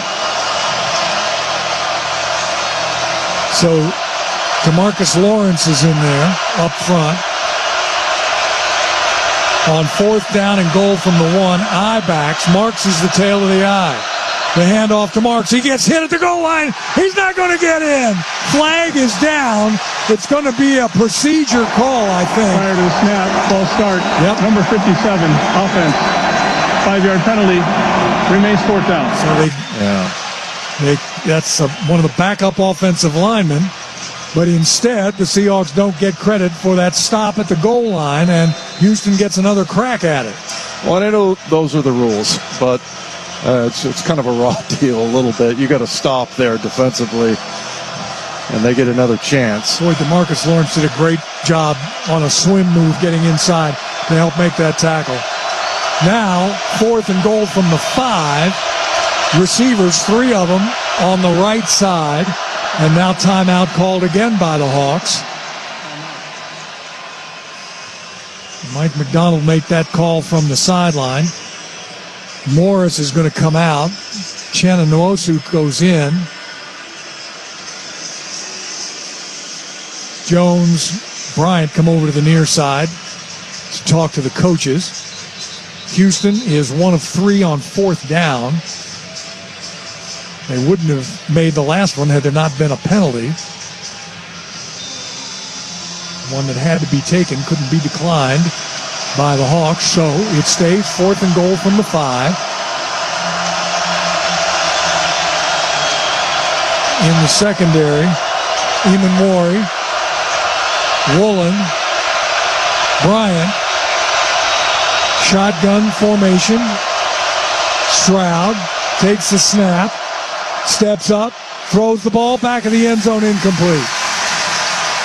And I'll tell you, I thought instantly that somebody jumped into the neutral zone for the Seahawks, but there was no flag on the play. So no harm, no foul. The Seahawks are going to take over. It might have been DeMarcus Lawrence who tried to guess with the snap count. The Seahawks get away with one there, as they've had a lot go against them from the officials tonight. And now, with 5:04 to play, the Seahawks still, though, backed up inside their own 6. But they have the ball back, and the Seahawks defense has done it again. Yeah, that was kind of an interesting no call there with Lawrence. But it seemed like the offensive tackle kind of went with him at the same time, so that's why they didn't call it. But you see Big Cat out there celebrating, and I'll tell you what, that guy has an amazing motor. I mean, he is a huge guy in the middle of that line, but you see him all the time making plays out near the sidelines. Now you want to avoid mistakes here. Remember the last time, Seahawks threw a pick, high backs, handoff is going to go to Charbonnet. He's going to keep driving and fight. He's out almost to the 9-yard line, so a good hard run by Charbonnet there, and getting up and kind of trying to shake off what looks like maybe a ankle or foot injury is Saubert, the backup tight end. He goes back to the huddle. Well, he's a grinder, isn't he? Yeah, he is. He's a tough guy. Coming off, no, staying on now. Barner goes back out onto the field. Clock is stopped on the timeout by Houston. 4:57 remains in the game. Seattle leads 27-12, and Sam Darnold and company looking at a 2nd down and 7 from their own 9-yard line. Darnold's going to go under center. Charbonnet stays in the backfield. Cup wide to the left. Now Jackson Smith and Njigba comes out to the left side as well. Houston has 5 men down on the line of scrimmage. They rush all 5. Sam's going to throw it up over the top. JSN can't catch up with this one. Looked like he was running maybe a stutter and go or a read route on the far side and just couldn't catch up with that one, as in coverage on the far side was Lassiter, the cornerback. Brings up 3rd down and 7. Yeah, I kind of like that throw. I think a lot of people might think, oh, why don't you continue to run it there? But it's kind of a, one of those shots that you believe in, and a couple of good players on both ends of that. Sam Darnold and JSN have connected many times. So here we go. Charbonnet stays in the backfield on 3rd down and 7 at his own 9. Darnold out of his shotgun has a slot to his left side. 4-man rush by Houston. Sam, look out. Sam falls forward out of the end zone. Tell you what, been hard sledding down there every time the Seahawks have tried to throw near the goal line. And Darnold just got out of the end zone, falls forward to the 1. bad time for the Seahawks offensive line to give up the pass rush to 4 rushers. That's what happened. It's going to bring up 4th down and a bunch, and Michael Dixon's going to kick from the very back of his end zone. He's going to have to get this one away quickly. He's a very good athlete, but yeah, he's going to have to make sure, number one, you don't step out of the back of the end zone. Remember, we saw him actually run one time. I think it was in Detroit, and he took a ball and got him a first down. I don't think it was from his own end zone, however. Barry hosts the deep man. Dixon is going to take the snap from Chris Stoll. Comes the rush. Dixon gets it away, and it's a high, wobbly kick. Barrios at his own 43. Starts straight upfield, stumbles and falls, and is tapped down right there by Pritchett. But Houston will start on the Seahawks side of the midfield stripe, and Mike McDonald's going to ask his defense to go out there one more time and stop the Houston offense. Pretty good result considering where you were, the field position here. And now with 4:34, now they have one timeout left. Houston, plus the 2-minute warning. What they don't have is their fine receiver Nico Collins, who went to the locker room. Schultz, I believe, is back out onto the field. He came back out earlier. He's going to line up with a trip set on the left side, single wide out far side, and Stroud out of the shotgun, takes the snap. 4-man rush, has time, throws downfield. Ball is caught. Again, 3 defenders and putting it right between all 3. Making the catch is Noel. Boy, the Texans have found a way to take advantage of the Seahawks defense. They've been a little loose in coverage in the back end there. A 22-yard gain. 1st and 10 at the Seattle 28. Here comes the blitz. CJ rolling to the far side, throws back inside. Ball is caught, this time by Schultz, almost slapped away by Boye Mafe, but he couldn't get to it. Catch was made for a 13-yard gain. And so just like that, Houston's knocking at the door again. 1st and 10 at the Seattle 15, now down to 3:48 and counting in the game. Slot right side. Stroud looks inside, underthrows into his intended receiver. That was Noel in the end zone. Stops the clock with 3:42 and makes it 2nd and 10. And yeah, it does get a little tougher as the space tightens up with the defense back the closer you get to the end zone. 2nd down and 10. I don't know about you, but it seems like it's been 3 minutes and change for about 20 minutes. This clock is just crawling by. Yeah, Seahawks offense hasn't done its defense any favors here the last couple of 3 drives. So here we go, 2nd down and 10. Blitz is coming, flag is out. It's going to be a false start on Houston, I think. False start, number 70, offense. 5-yard penalty, 2nd down. That's Juice Scruggs, another one of the backup linemen. That's the 9th penalty on Houston tonight. I got a feeling that Miko Ryan's the head coach. Good head coach he is, too, Houston. There, as the game started to look like it was out of reach, started putting in some backup offensive linemen because they've been called twice now on penalties. Stroud comes out looking at a 2nd and 15 from the Seattle 20. He'll go from the shotgun. Marks is beside him in the backfield. So is Barrios, the wideout. Long count. Blitz is coming. A swing pass near side to Barrios. He's tracked down and thrown down. And Williams turns that play back inside for the other guys to come over and make a tackle. The other guys being Jones and Bryant. Big 99 all the way out on the near side flat and holds it to a 1-yard loss. He's playing linebacker there. He's dropping into coverage, coming up, making an open field tackle. You got to be kidding me. He's just all over. 3rd down and 16. 1 of 13 are the Texans. Stroud back. Now he's going to scramble out. Got running room in front of him. Flag is down. Stroud still running. Slides down at the 5. But we might get a hold. At least I'm praying we get a hold. No, it's pointing our way. It's going to go against the Seahawks. An illegal contact, I think, downfield. Illegal contact, number 13, defense. A penalty will be added to the end of the play, half the distance, automatic, 1st down. So that's Ernest Jones. So Defense been on the field a lot here in the second half. And they've given up a couple of big plays here to allow Houston to get back down into scoring position. 1st and goal from the 3. Weren't we just down here? Well, that was maybe one of the worst calls I've seen all game. I mean, he just gave him a little shove. It didn't redirect him or anything. 12th penalty on the Seahawks. Leo Williams has to come out of the game. He's gassed. So up front for Seattle, DeMarcus Lawrence, Murphy, Morris, Boye Mafe. Under center is Stroud. Marks play fake in the backfield. Stroud looking, steps up, dumps it underneath. Ball is incomplete. Marks, who's usually a sure receiver at the goal line, got hit just as that ball got to him and popped out. And I think, once again, was it Drake Thomas? Yeah, I think so. Sure was. The compact inside linebacker. Great job there. Just kind of reaches his hand in there, pulls the ball out. Nice play. Done a really good job at the inside. And, he's a guy that they've been kind of slowly getting him more and more reps. Tight trips on the left on 2nd down and goal from the 3. Stroud under center. Stroud stays in the backfield.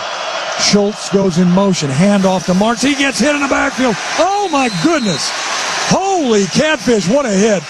Drake Thomas, along with his buddy Jones, they're in the backfield. Before the back gets the ball, he loses a yard, and he took a licking on that one.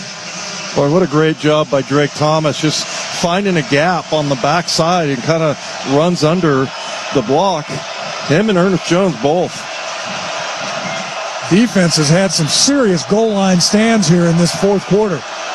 3rd down and goal from the 4. Stroud now out of the shotgun. Mark stays in the backfield. Here comes the rush. Stroud has time. Looks to the end zone. Now he's still looking. Hemmed in.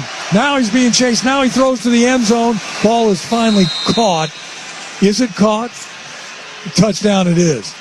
As the receiver stays down on the ground, I think it was, for a minute I thought it was Marks, the running back, who caught it in the front edge of the end zone. But that time, Stroud just stood back there and waited for somebody to uncover. Just way too much time from 4 yards out, a touchdown. And so, Houston is just not going to go away in this one. And they are going to go for the PAT right here instead of the 2 points to make it a 27-19 game. Saving the 2-pointer for later. It's up and good. 2:04 left to play in the game. We'll keep it right here before the 2-minute warning. Seahawks defense, as we said, they're gassed. Seahawks offense has got to come on and do something here. They haven't done much in this 4th quarter except give it up in their own territory. They need to help their defense win this football game. Coming up on the Seahawks postgame show, Michael Bumpus, Paul Moyer, Ray Roberts, Brian Walters, and Robert Turbin. Man, we got everybody in here but Moose Scourin. They're going to break down the game for you. You'll hear from Mike McDonald, Jen Mueller. They're going to talk to Seahawks players as well. It's all coming up after the game. Well, and they keep replaying the touchdown catch, but I think his hand was definitely underneath that, between the turf and the football there. But, yeah, you got to admire C.J. Stroud. It didn't look like there was anybody open, and it's really hard to cover for more than 5 seconds. And that was like 15 seconds of time that he kind of built in with his scramble. So, looks like the Seahawks have their hands team on the field. But there was no onside kick declared. Yeah. Otherwise, we'd have heard about it from the official. So, Seattle still with its 2 normal guys deep. Holani and Derek Young. And now Fairbairn's going to kick it away. Holani is going to take it, and he's going to bring it out from a yard deep. Out across the 20, 25. Runs out as long as he can to run time off the clock. And steps out of bounds near sideline. The Seahawks will take over 1st and 10 with 1:58 left to play in this game. And let's see if they can just wind this thing down and win it. We'll be right back.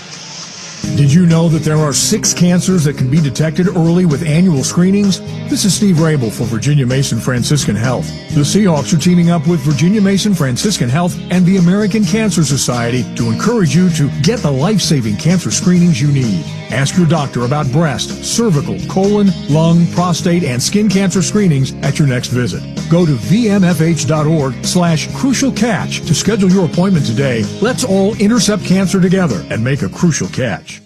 Listen up, Seahawks fans. Shop and Score Sweepstakes is back at Safeway. Shop, score, and enter for a chance to win a 2025 Toyota Tacoma, VIP game experiences, groceries for a year, and more. Just buy 5 participating items in a single transaction to enter for a chance to win. Safeway has all your game day tailgate favorites, from fried chicken to fresh cut fruit and vegetable trays, and tons of easy meal options. Save time and shop online at Safeway.com. Safeway, the official supermarket of the Seahawks. Today's students are smart, savvy, and heading towards a future filled with possibilities.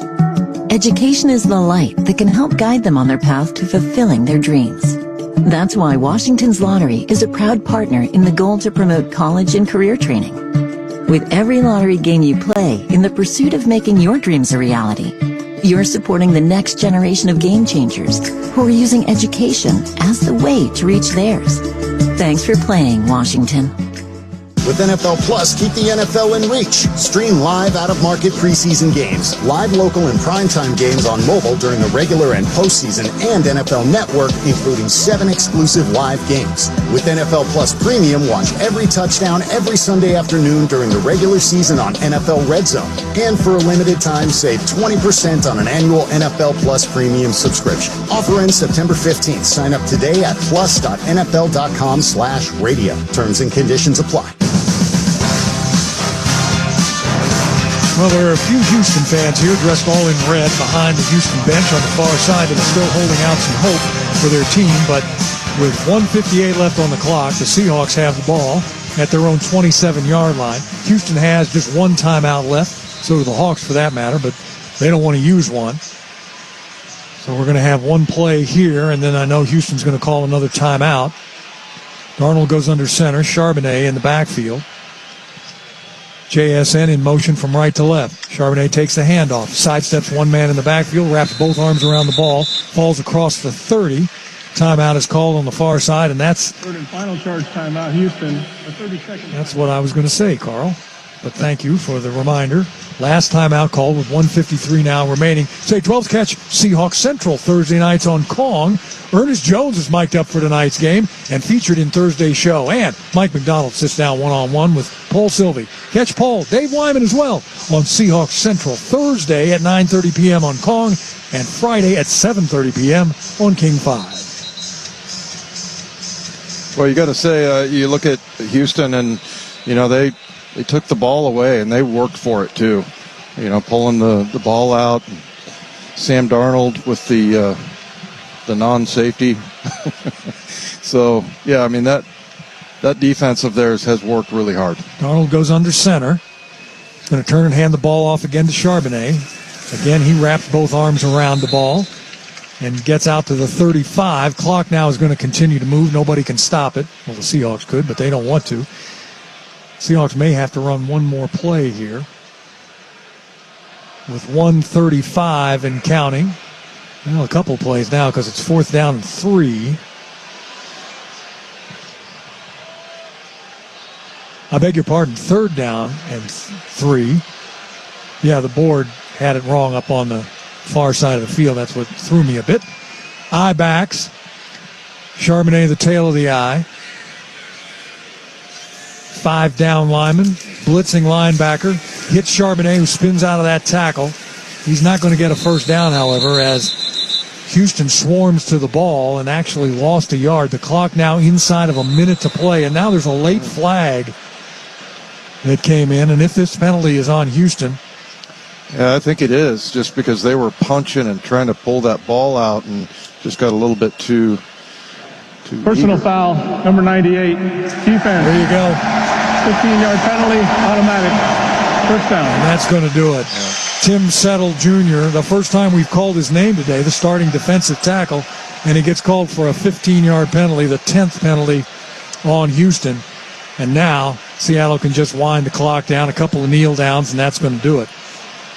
It has been a hard-fought game. The Seahawks knew it would be. This is a really good defense that came in here.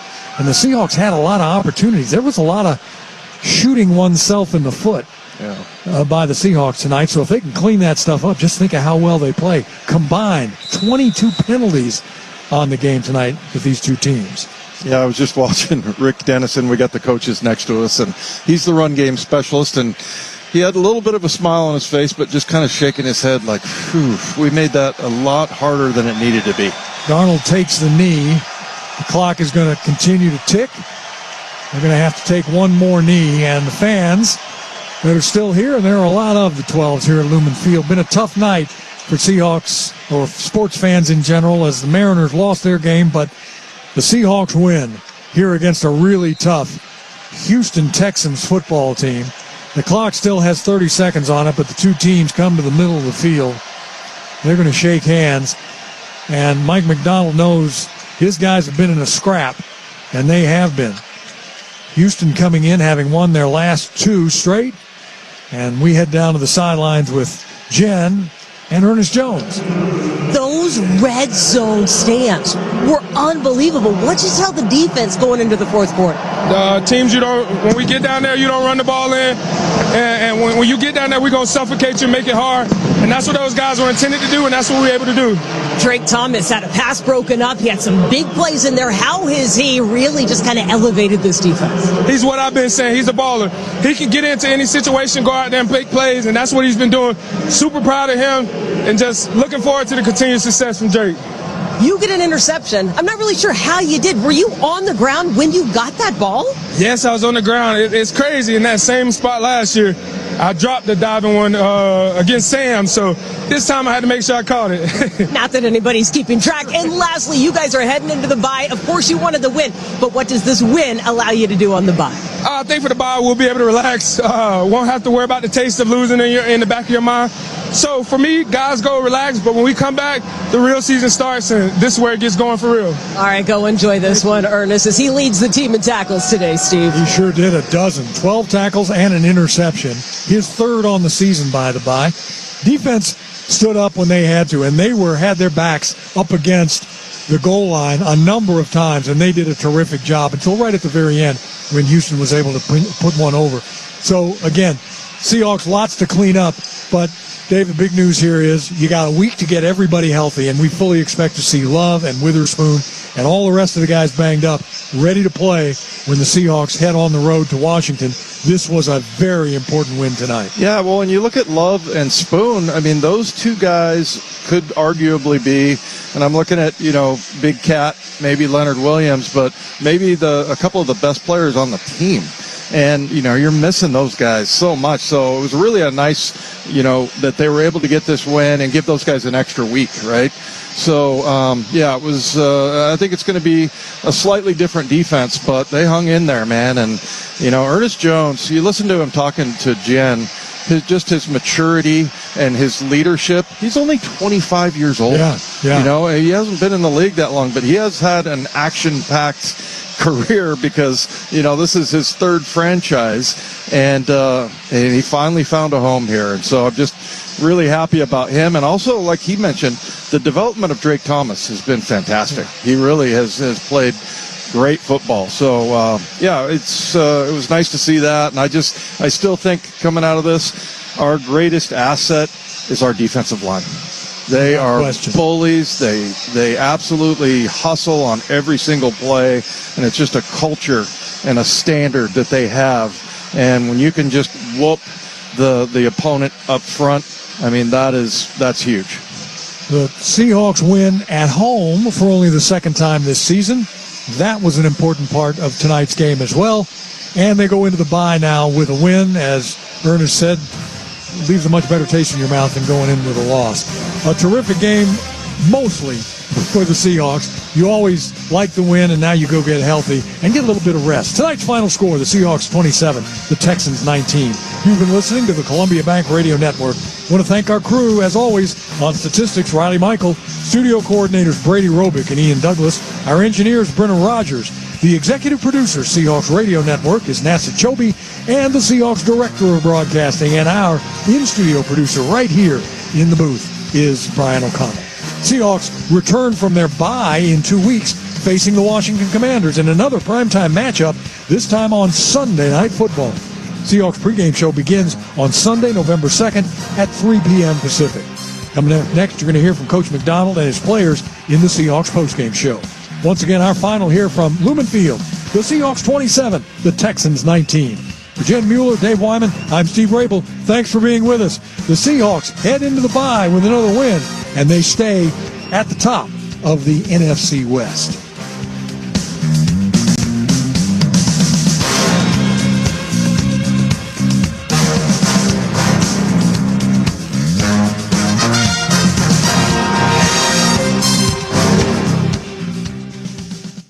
Seahawks football has been brought to you by Lumen.